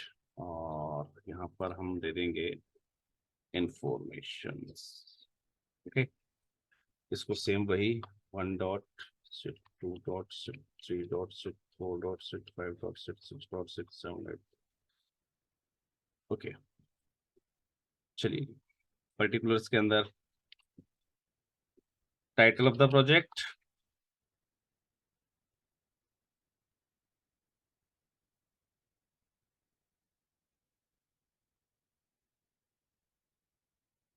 Area of intervention,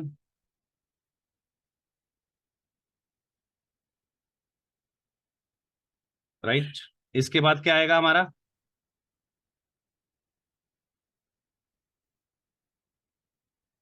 target group sir. Great, target group.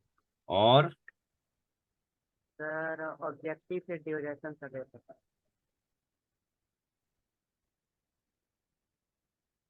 Location of the project हो गया, टारगेट ग्रुप हो गया, प्रोजेक्ट ड्यूरेशन भी आ गया इसके अंदर। ठीक है जी।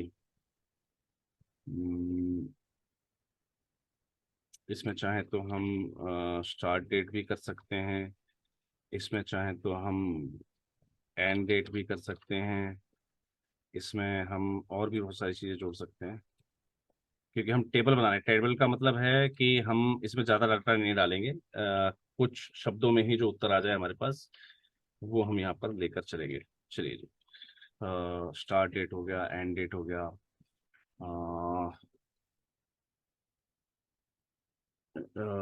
लोकेशन ऑफ द प्रोजेक्ट हो गया, हाँ, total number of beneficiaries,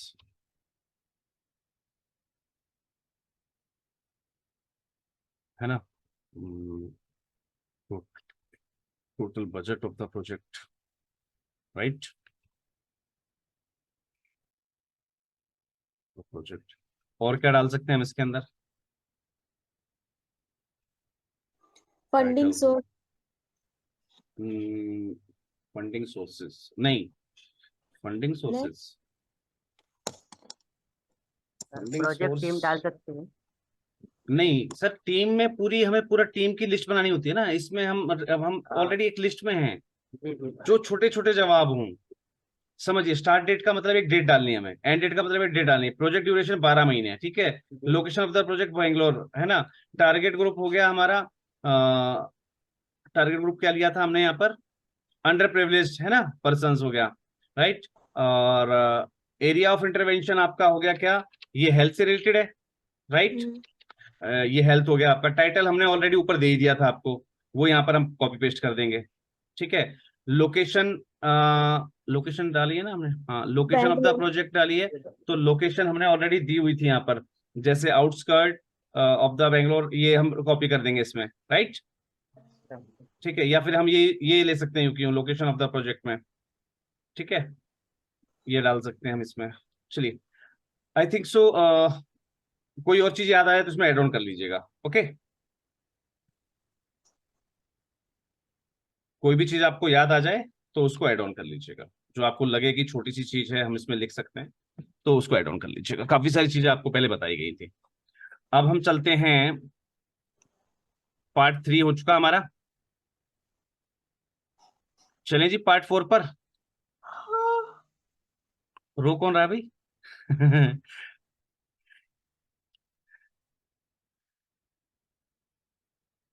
part 4 ये क्या रहेगा हमारा? Project description. अब हम बात करेंगे सारी डिटेल की, अब हम सारी चीज डिटेल में बताएंगे, राइट, इस पार्ट में। तो इस पार्ट से हम शुरू हो जाते हैं। क्या पहला पॉइंट हमारा क्या था? सबसे पहला पॉइंट क्या होता है हमारा हमेशा? Background of the, right, background of the project. दूसरा पार्ट क्या बनेगा इसमें हमारा? Beneficiaries of the project. ठीक है जी। तीसरा पार्ट हम बनाएंगे इसके अंदर ब्रॉड ऑब्जेक्टिव्स। चौथा पार्ट हमने बताया था, मैंने आपको 2 बताए थे ना ऑब्जेक्टिव्स, है ना। तो हम इस बार इसमें दोनों लेके चलेंगे, ब्रॉड ऑब्जेक्टिव्स भी और स्पेसिफिक ऑब्जेक्ट्स भी, ठीक है। फिर हम इसमें लिखेंगे ड्यूरेशन ऑफ द प्रोजेक्ट। उसके बाद हम इसमें चलेंगे implementation.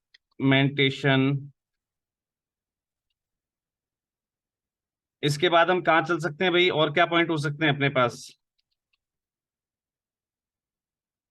Implementation strategy, assessment of the situation, ऊपर से देने से पता। असेसमेंट ऑफ द सिचुएशन, जी जी जी। हाँ यहां पर yes, assessment of the situation. चलिए जी,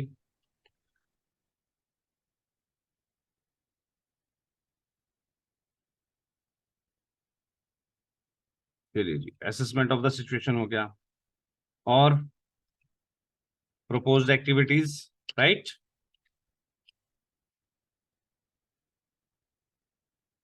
सही है भाई यहां तक हम? yes, sir. प्रपोज्ड एक्टिविटीज, ठीक है। उसके बाद हम और क्या क्या लेके चल सकते हैं हम? मॉनिटरिंग एंड इवैल्यूएशन ले सकते हैं। आउटकम जी, मॉनिटरिंग एंड आउटकम आउटकम्स पहले आएगा सर, मैम ने हाँ। बिल्कुल सही कहा। जब हम जी। अपनी एक्टिविटीज बता चुके होते हैं ना, फिर हम आते हैं एक्सपेक्टेड आउटकम्स पर, yes, ठीक है। एक्सपेक्टेड आउटकम्स, कुछ चीजों की सीरियल होते हैं, उस सीरियल में ही हमें चलना होता है। yes, जैसे आपने बताया अभी कि assessment of the situation just background के बाद आती जी जी है ना। एक्सपेक्टेड आउटकम्स, फिर आ जाएंगे हम कोऑर्डिनेशन और मॉनिटरिंग पर, राइट।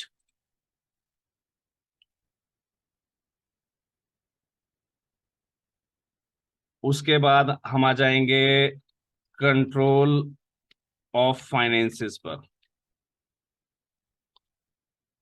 राइट। उसके बाद हम आ जाएंगे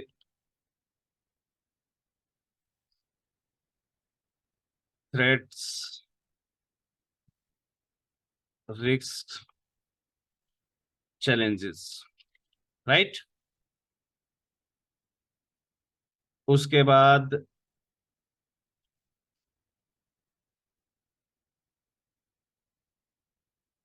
हम इसमें फ्यूचर पॉसिबिलिटीज भी डाल सकते हैं, उसके बाद दी प्रोजेक्ट टीम, राइट। और क्या क्या डाल सकते हैं हम इसके अंदर?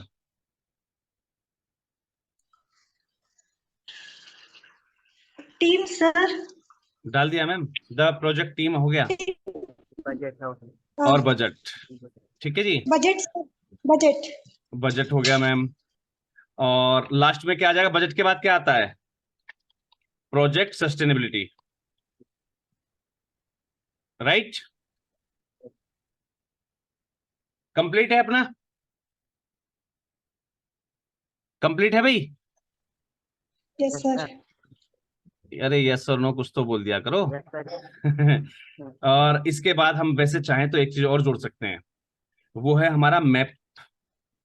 जो हमने चार्ट नहीं बनाया था, मैप चार्ट, जी जी। है ना, यस चार्ट ऑफ टाइमलाइन, है ना, टाइमलाइन का चार्ट बना देंगे इसके अंदर। बैक स्क्रीन दिखाइए। कौन सी बैक स्क्रीन सर?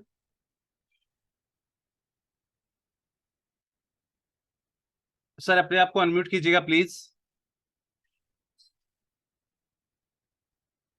अच्छा, ये अभी मैं आपके साथ शेयर कर रहा हूँ, रुक जाइए रुक जाइए रुक जाइए रुक जाइए, मैं सबको एक पेज पर लेकर आ रहा हूँ sir. Don't worry don't worry don't worry don't worry don't worry. और मैं इसको थोड़ा सा छोटा कर देता हूँ। अरे वाह, बहुत ज्यादा छोटा हो गया।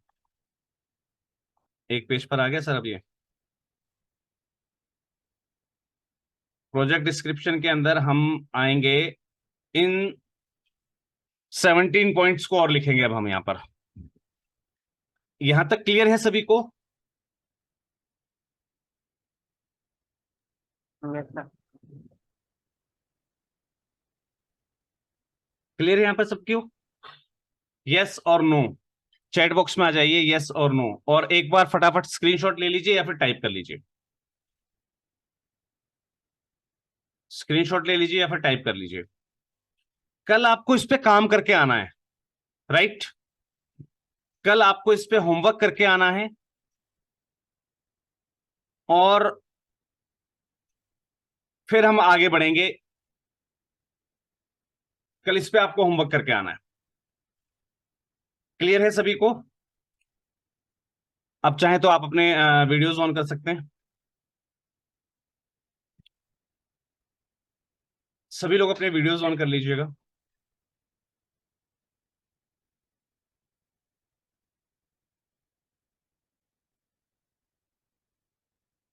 ग्रेट। कल हम सभी लोग इस टॉपिक पर, जो हमने आपको टॉपिक दिए 17 टॉपिक्स, इनको कंप्लीट करके लेके आएंगे। सर अब आपके प्रपोजल से अलग हो गए ना बिल्कुल ये। और आप कहेंगे तो मैं लगातार 15 आपको क्लासेस और दे सकता हूं, और मैं हर क्लासेस के अंदर इस प्रोजेक्ट को 15 बार अलग अलग तरीके से लिख के दिखा सकता हूं। क्योंकि हम देखिए टॉपिक्स को चेंज नहीं कर सकते, टॉपिक्स वही रहेंगे, लेकिन उसके अंदर कंटेंट्स को हम किस प्रकार से, देखिए इसमें एक चीज और भी आ सकती है, माइलस्टोन्स। भूल गए हम, माइलस्टोन्स भी आ सकते हैं ना, एक और ऐड कर लीजिएगा, माइलस्टोन्स। माइलस्टोन्स भी ऐड कर लीजिएगा। अब 18 टॉपिक हो जाएंगे आपके पास। 18 टॉपिक के ऊपर हम अगर लिखना स्टार्ट करें, और एक एक टॉपिक पे अगर हम 1/3 पेज भी कवर करें,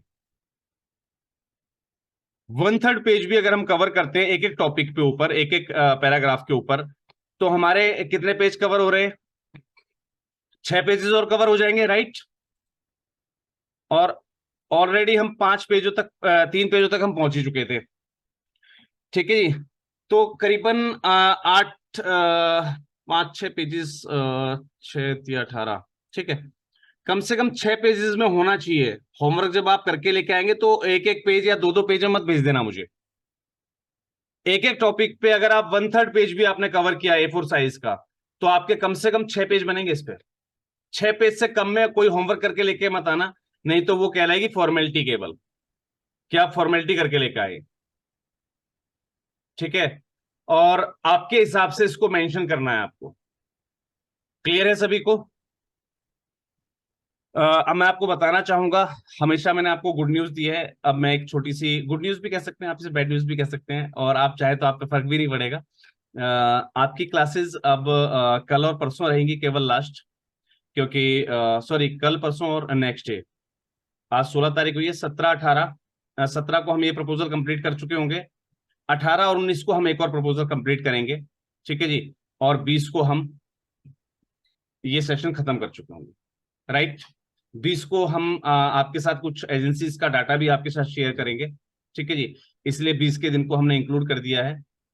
तो 20th आपका लास्ट रहेगा, और आपके जो सेशन हमने दिया था आपको, जो हमने कोर्स दिया था, ये कोर्स हमारा 20th को लास्ट हो जाएगा।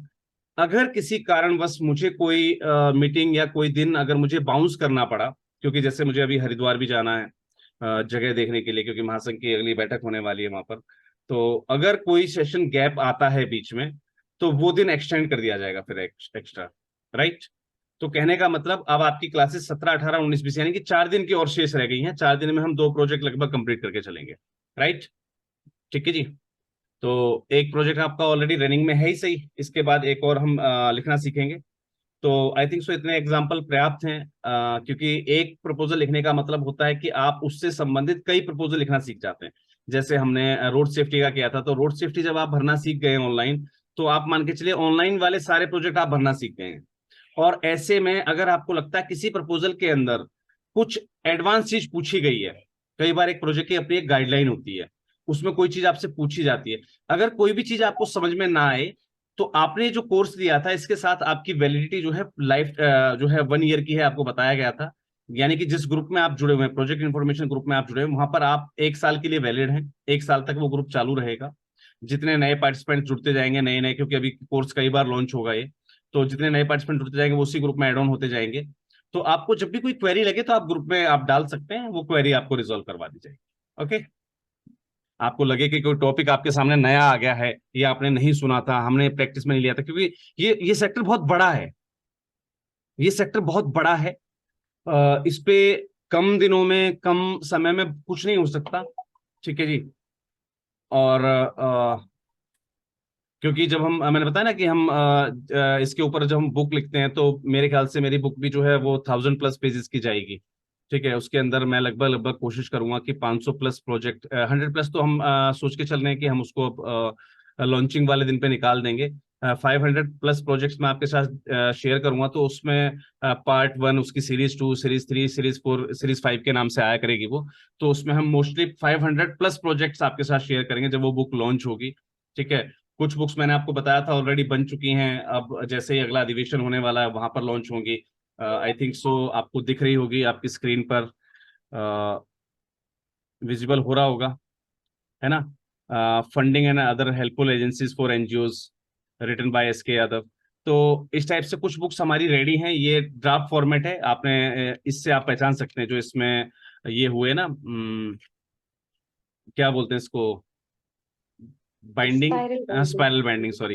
तो ये अभी ड्राफ्ट मोड में है, यानी कि करेक्शन के लिए आई हुई है, जो भी इसमें करेक्शंस वगैरह होंगी, टाइपिंग मिस्टेक्स वगैरह होंगी, उनको करेक्ट किया जाएगा। उसके बाद फिर ये प्रिंटिंग में जाएगी, प्रिंटिंग के बाद बाइंडिंग सेशन में जाएगा, बाइंडिंग सेशन होने के बाद फिर ये कंप्लीट जो है लॉन्चिंग होकर इसका जैसे अभी मेन पेज हमने वैसे नॉर्मल ये रखा है, तो वो मेन पेज ही नहीं रहेगा, क्योंकि मोस्टली आपने देखा होगा बुक्स पर फोटो वगैरह होती है राइटर की, या और भी बहुत सारी चीजें होती हैं। और हम सोच रहे हैं कि भाई हम एक डिक्शनरी भी लॉन्च करेंगे एनजीओज की, तो वो डिक्शनरी भी हमारे हिसाब से हम ग्राफ्स करेंगे उसको बहुत बेहतरीन तरीके से, आप लोगों को भी मौका दिया जाएगा, क्योंकि वहां पर हम जब डिक्शनरी लॉन्च करेंगे तो उसमें एक सेक्शन देंगे affiliated NGOs with national NGO federation. तो वहां भी आपको आपका नाम आपको अलग दिखेगा, क्योंकि वो लिस्ट सबसे पहले खुलेगी उस डिक्शनरी के अंदर। तो बहुत सारी चीजें हैं, ये डिक्शनरीज जो हैं वो फ्री डिस्ट्रीब्यूशन के लिए रहेंगी, लेकिन आपके लिए नहीं, ये जाएंगी फंडिंग एजेंसीज के पास, क्योंकि आपको तो कोई काम है नहीं अदर एनजीओज का, वो तो आप जब को सर्च करना चाहे तो वहां से आप चाहें तो पेड उसमें मंगवा सकते हैं अपने पास, अगर कभी आपको लगे यूज में। लेकिन हमारी ओर से वो इसलिए तैयार की जा रही है कि हम उसको फंडिंग एजेंसीज को गिफ्ट करेंगे, जैसे दिवाली आती है, होली आती है, नया साल आता है, ठीक है, तो इस हिसाब से हम उनको गिफ्ट करेंगे। उससे क्या है कि एक फंडिंग एजेंसी के पास आपका डाटा चला गया। तो महासंघ से जुड़ने के बहुत सारे फायदे होते हैं। धीरे धीरे अब हम लोग ऑनलाइन होते जा रहे हैं, अपने सारे प्लेटफॉर्म्स को डेवलप करते जा रहे हैं, आपको पता है कि जून में जो अधिवेशन होने वाला है, उस अधिवेशन के अंदर भी एक नई साइट लॉन्च की जाएगी महासंघ की। अभी क्राउड फंडिंग साइट ऑलरेडी आपके पास पहुंच चुकी है, और वो जो साइट आपके साथ लॉन्च की जाएगी, उसके बहुत सारे फीचर्स हैं, बहुत सारे फीचर्स। मैं अगर उसका एक छोटा सा उदाहरण आपको बताऊं तो आपको शायद कुछ अंदाजा मिल जाएगा। आपने गवर्नमेंट सर्टिफिकेशंस लिए होंगे, place certificates, right? Government place certificate launch करती है, 35 प्लेस सर्टिफिकेट की हमने एक वीडियो भी दी थी अपने सेशन में। अब ये बहुत सारे प्लेस सर्टिफिकेट्स, यानी कि हर एक दिन का एक प्लेस सर्टिफिकेट आपको महासंघ की साइट पर मिलेगा, यानी कि पूरे साल में 365 सर्टिफिकेशंस है ना, अपने आप में एक अलग चीज।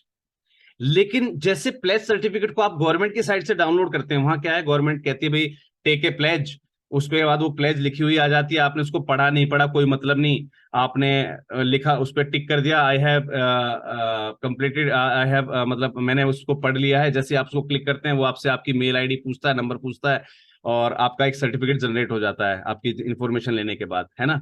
लेकिन यहाँ ऐसा नहीं होगा, यहाँ ऐसा नहीं होगा। हमने कंसेप्ट वो लिया जरूर है, लेकिन उस कंसेप्ट को अपने हिसाब से मॉडरेट किया है, क्योंकि हमारे प्लेस सर्टिफिकेशन देने का मतलब था कि आपने अगर उस पर्टिकुलर टॉपिक पे कोई काम किया है, रैली की है, या आपने कोई संबंधित कोई वेबिनार, सेमिनार, वर्कशॉप या कुछ भी किया है, उसकी आपको फोटोज जमा करनी होंगी।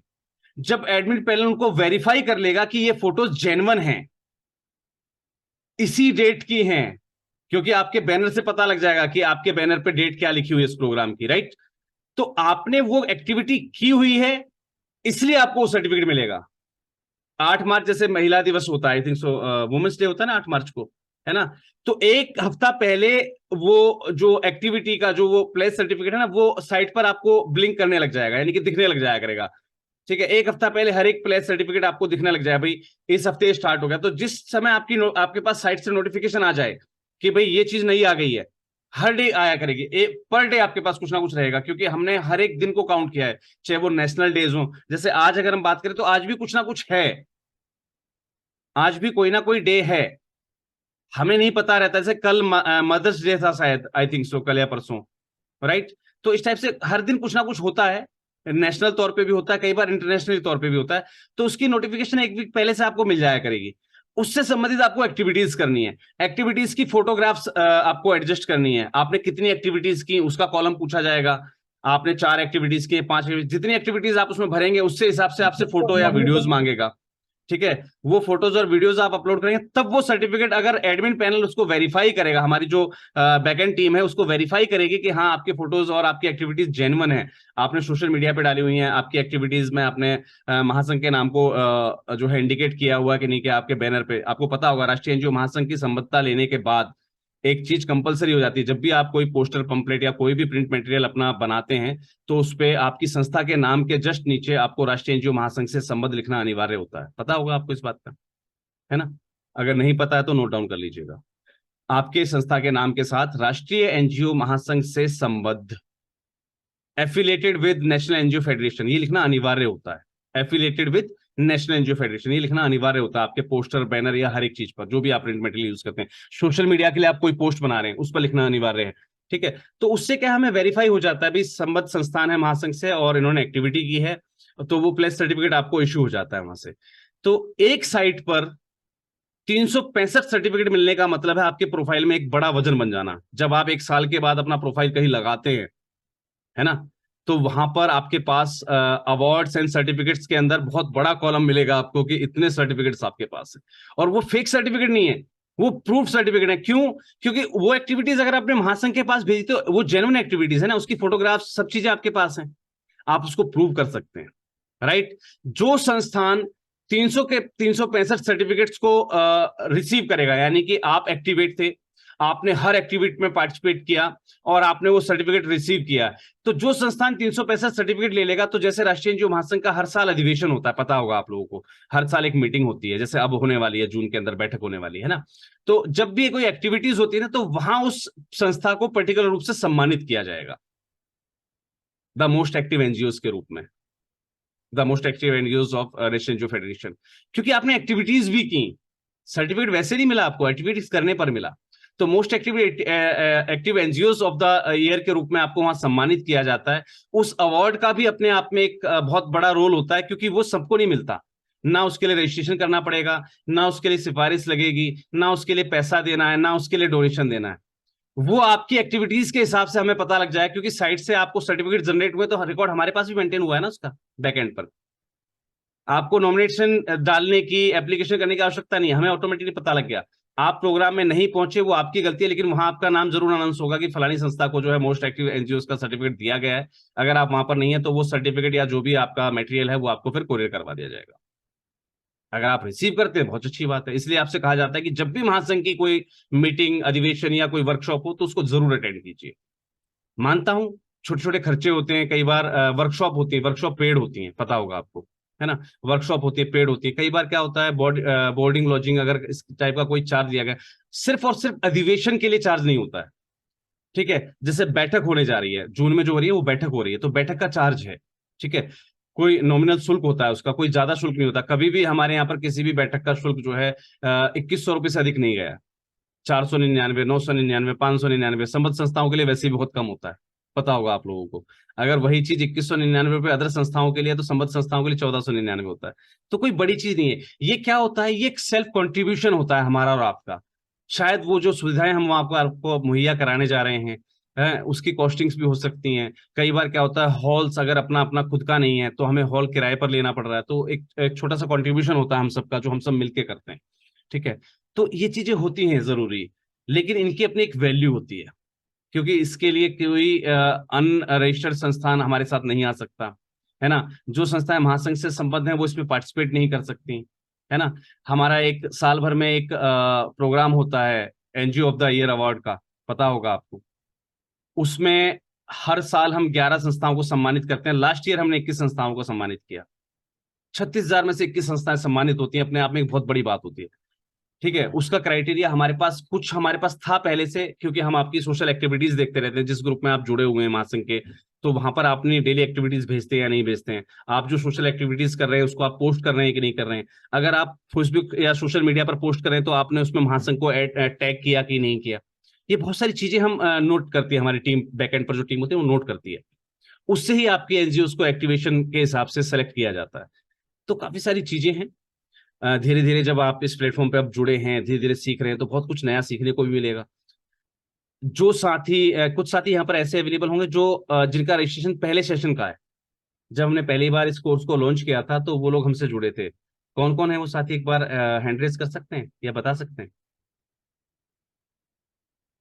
जो पहले रजिस्ट्रेशन किया था जिन्होंने, जब हमने 3 मार्च से स्टार्ट किया था शायद इस सेशन को, 3 मार्च या 3 अप्रैल से, है ना। महिला सेवा, अच्छा, मानव सेवा महिला सम्मान समिति, आप ही हैं सर। सर आपको लग रहा है कि उस सेशन में जो सिखाया गया और इस सेशन में जो सिखाया गया दोनों अलग अलग है? यस सर, सर है ना। बहुत सारी जानकारी है और सर एडवांस भी मिली। एडवांस भी मिली, तो यकीन मानिए अगला सेशन जो होगा वो इससे भी एडवांस होगा। क्योंकि हम देखिए हर वक्त, देखिए मैंने बताया ना कि जब मैं इस टॉपिक की बात कर रहा हूं, सिर्फ टॉपिक की बात कर रहा हूं मैं, प्रपोजल राइटिंग की, इस टॉपिक को अगर सीखना हो तो कम से कम इसका कोर्स होता है 180 दिन का, 6 महीने का कोर्स। अब क्या 6 महीने की चीज 6 दिन में सिखाई जा सकती है? नहीं। पूरा प्रयास ये रहता है कि छोटी छोटी चीजों से आपको इंट्रोड्यूस करके प्रपोजल राइटिंग सिखा दी जाए। नया सेशन आएगा उसमें फिर कोई नई चीजें सिखाई जाएंगी, है ना। तो नए सेशन के एडमिशंस भी जो है कल से स्टार्ट कर दिए जाएंगे, और नया सेशन आपका जो है शायद 24 या 25 तारीख से स्टार्ट होगा। तो जो साथी वहां जुड़ना चाहें वहां भी जुड़ सकते हैं, ठीक है जी। री रजिस्ट्रेशन लेना होगा, क्योंकि पिछली बार के जो हमारे साथी थे उनको हमने इस सेशन में अलाउ जरूर कर दिया था, लेकिन अब ऐसा नहीं है, ठीक है जी। क्योंकि इस सेशन में हमने बहुत सारी चीजें हैं जो आपके साथ डिलीवर की है। कुछ भी मुझे ऐसा नहीं लगा कि मैं मैं अपनी चीजों को पूरे तरीके से डिलीवर नहीं कर पाया। तो मुझे यहाँ पर ऐसा कुछ भी महसूस नहीं हुआ, और आई थिंक सो आपको भी ऐसा बिल्कुल महसूस नहीं हुआ होगा। और ये चीज मैं सिर्फ अपने मन से नहीं कह रहा हूं, ये मैंने रिजल्ट देखा है कि आज हम टॉपिक शुरू करने वाले थे, हमारे लर्नर जो है उसको कंप्लीट करके आ चुके हैं। दैट मीन्स कि we delivered the sufficient things here itself, right. हाँ, बहुत सारे लोग नहीं कर पा रहे हैं, इसका मतलब आपके सीखने में कमी है। जैसे मैंने अभी कुछ साथी को आवाज दी थी, अध्यक्ष महोदय को आवाज दी थी, वो मुझे नहीं सुन पा रहे, दैट मीन्स कि वो हाजिरी लगाकर गायब है। अब अगर आप हाजिरी लगाकर गायब रहेंगे तो मुझे क्या पता लगेगा कि आप सीख रहे हैं कि नहीं करें। और ऐसे में अगर आप नहीं सीख पा रहे तो उसके लिए आप स्वयं जिम्मेवार हैं, ना कि मैं। और जो दिल से सीख रहे हैं उनका रिजल्ट आपको दिख ही रहा है ऑलरेडी, कि वो अपना काम आगे से आगे बढ़ के होमवर्क तो छोड़िए, वो एडवांस वर्क कंप्लीट करके लेकर आ रहे हैं। दैट मीन्स कि हमारे सिखाने में अब कोई कमी नहीं रही है। तो अब जो प्रियर हमारे जो एडमिशंस थे उनको अलाउ नहीं किया जाएगा नेक्स्ट सेशंस में। ठीक है, आपको लगता है कि हमारे लिए इतना सफिशिएंट है तो आपको एडमिशन की कोई आवश्यकता नहीं है। आपको लग रहा है कि नहीं यार, अगर हमने 6 दिनों में इतना सब कुछ सीखा तो आगे और 6 दिन में बहुत कुछ नया सीख सकते हैं, तो आप बिल्कुल नए सेशंस को ज्वाइन कर सकते हैं। लेकिन ध्यान रखिएगा, क्योंकि वहां पर जो भी लर्नर्स हैं वो बिल्कुल नए होंगे, तो शुरुआत वहीं से होगी, बेसिक से ही। आप सोचिए कि हमें एकदम कुछ एडवांस मिलेगा, नहीं, क्योंकि मुझे उन्हें बेसिक से लेके चलना होगा। कवर लेटर क्या है ना, आपका जो इंट्रोडक्शन सेशन बताए गए थे आपको, वो सभी चीजें है ना, डिस्क्रिप्शन सेशन बताया गया था आपको, है ना, कंटेंट लेटर लिखते हैं वो बताया गया था आपको, बहुत सारी बेसिक चीजें। तो हमें बेसिक से स्टार्ट करना होता है, क्योंकि वो लर्नर होते हैं, उन्होंने कभी प्रपोजल लिखा नहीं है, वो बिल्कुल बेसिक होते हैं। लेकिन कोशिश हमारी ये रहती है कि जब जब हम आगे बढ़ते जाएं, जैसे जैसे मैं प्रपोजल राइटिंग की तरफ बढ़ जाऊंगा, यानी कि जिस दिन से प्रपोजल राइटिंग लिखवाना स्टार्ट करूंगा, उस समय तक कुछ ना कुछ ऐसी चीज डिलीवर हो जाती हैं जो आपके लिए नई हो सकती हैं। तो सेशंस में अगर आप चाहें तो उसके लिए एडमिशंस आप ले सकते हैं। कल से एडमिशन लाइन स्टार्ट कर दी जाएंगी, खोल दी जाएंगी। और अभी भी ये लाइंस पेड चल रही हैं, उसका कारण समझ सकते हैं क्या है? द एनजीओ गुरु चैनल पर 10,000 सब्सक्राइबर पूरा ना होना, और बचे कितने, सिर्फ 400 या 500 सब्सक्राइबर चाहिए वहां पर। अगर वो पूरे हो गए होते तो हमें पेड सेशन देने की जरूरत ही नहीं थी, हमारी केसबुक सीरीज और सब स्टार्ट हो जाता। वहां पर हमें ऑलरेडी सब चीजें देनी थी, डिलीवर करनी थी, है ना। तो वो भी आपकी कमी है, उस कमी को आपको कैसे दूर करना है, कैसे करवाना है। आपके पास बहुत सारे व्हाट्सएप ग्रुप होंगे, आपके पास बहुत सारे फ्रेंड सर्कल होगा आपका, आप उसमें भेज सकते हैं भाई इस चैनल को सब्सक्राइब कर लीजिए यार, ठीक है, और मुझे स्क्रीनशॉट भेज देना, अनसब्सक्राइब मत करना बार बार उसको, है ना। तो इस टाइप से आप चाहे तो उसको पूरा कर सकते हैं। उससे बेनिफिट आपको क्या मिलेगा कि ये जो पेड सेशंस बार बार आपको मिलते जा रहे हैं ना, ये पेड नहीं मिलेंगे, ये केसबुक सीरीज में चलते रहा करेंगे, राइट। लेकिन चलेंगे कुछ समय के लिए, क्योंकि मैं आई थिंक सो, मुझे याद है मैं फरवरी या मार्च से कहता आ रहा हूँ कि भाई सब्सक्राइबर पूरे कर दो। उस समय भी हमारे पास 9,000 कुछ सब्सक्राइबर थे, और मात्र 1,000 सब्सक्राइबर के लिए 2 महीने से ऊपर हो चुका है, मोर देन 2 months। अप्रैल भी हमारा पूरा निकल गया, क्योंकि हमें 1 अप्रैल से साइट लॉन्च करनी थी। तो मुझे याद है हम फरवरी से कहते आ रहे थे, फरवरी के बाद मार्च, अप्रैल, और अब मई भी आधा एंड हो चुका है। और हमारा जून का टारगेट था 15,000 सब्सक्राइबर का, जून का हमारा टारगेट था। मई हम आ चुके हैं और हम अभी तक 10 पे ही नहीं पहुंचे हैं। ठीक है, जून में जैसे ही साइट हमारी मीटिंग होगी, उसके बाद फिर से सारी मीटिंग्स बंद कर दी जाएंगी। एक टारगेट फिर दे दिया जाएगा एनजीओस को। एनजीओस जो भी वहां पर आएंगे या जो उस अधिवेशन में लाइव जुड़ेंगे, जैसे भी जुड़ेंगे वटेवर, क्योंकि उसके लाइव सीरीज भी चलेगी उसकी, है ना, लाइव सेशंस भी चलेंगे उसके, तो वहां से भी कुछ टारगेट मिलेंगे आपको, वहां से भी कुछ एक्टिविटीज मिलेंगी। साइट पर बहुत सारे एक्टिविटीज आपको मिला करेंगे। इवन देन राष्ट्रीय एनजीओ महासंघ के खुद के प्रोजेक्ट आपको मिला करेंगे वहां पर साइट पर, यानी कि सेल्फ मतलब प्रीपेड प्रोजेक्ट्स। आपको सिर्फ आवेदन करना है, प्रोजेक्ट आपको मिल जाएगा, छुट्टी। वेट करना ही नहीं है कि फंडिंग एजेंसी जवाब देगी, जवाब क्यों नहीं आया, मेरे डॉक्यूमेंट में क्या कमी रही क्या नहीं रही, नहीं।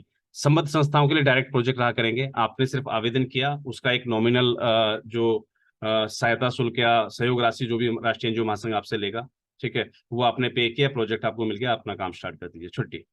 तो उस साइट के आने वाले बहुत सारे फायदे हैं, ठीक है। आपको एनजीओ दर्पण पे जाना होता है कि वहां पर सर्च किया आपने कौन सी ग्रांट आई हुई है, चैनल पे जाके देखना पड़ता है कौन सी ग्रांट आई हुई। अब चैनल पे वीडियो आपको किसकी मिलती है, जो ग्रांट जो है वीडियोस में है, यानी कि ऑनलाइन भरने वाली है, या उसकी कोई विस्तृत गाइडलाइन या उसका कोई फिजिकल फॉर्म आया हुआ है। कई ग्रांट ऐसी होती है जिसकी सिर्फ अखबार में सूचना आ जाती है। अब उसको जानने के लिए आपको कहाँ जाना होता है, फेसबुक पेज पर, क्योंकि वो अखबार की कटिंग्स वगैरह जो भी होती है सूचनाओं की, वो फेसबुक वाले पेज पर शेयर की जाती है। तो अब साइट आने के बाद आपको सारे प्लेटफॉर्म पे जाने की आवश्यकता नहीं है। आपके पास आपकी साइट पर एक कॉलम चलता रहा करेगा न्यूज एंड इवेंट्स का। जब भी कोई ग्रांट आएगी वहां पर आपको इंटीमेशन मिलती रहा करेगी, छुट्टी, टेंशन फ्री। आपको साइट पर भी नहीं जाना है, तो आपको एक आपकी वेबसाइट में देखिए, जो पिछली वेबसाइट है उसमें भी एक ऑप्शन भी दिया गया था आपको। आप बिल्कुल होम पेज पर लास्ट पे जाएंगे ना, तो वहां पर एक ऑप्शन है मेल आईडी डालकर सब्सक्राइब करने का। मैं आपको लाइव दिखा देता हूं, शायद आपको ना पता लगा हो आज तक। मैं आपको दिखा देता हूं। जो हमारी साइट है उस पर आपको एक ऑप्शन मिलता है। वो ऑप्शन क्या है मैं आपको दिखा देता हूं एक बार। शिट,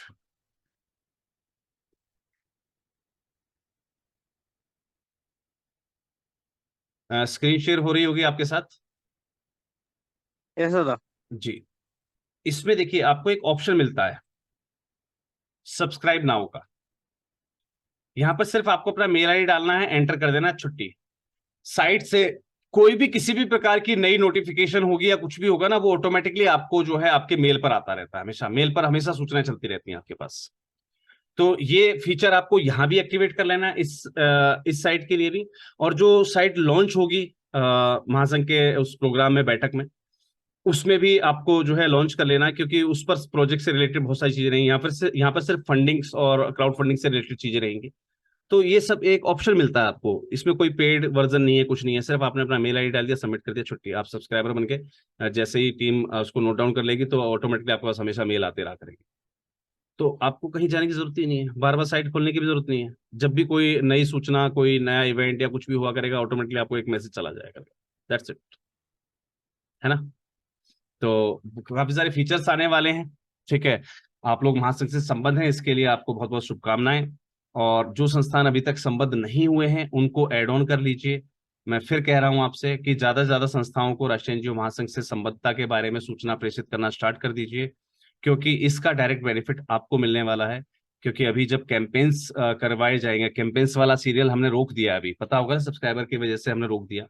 तो कैंपेन्स वाला सीरीज अभी खत्म नहीं हुई थी, वो रोक दी गई है।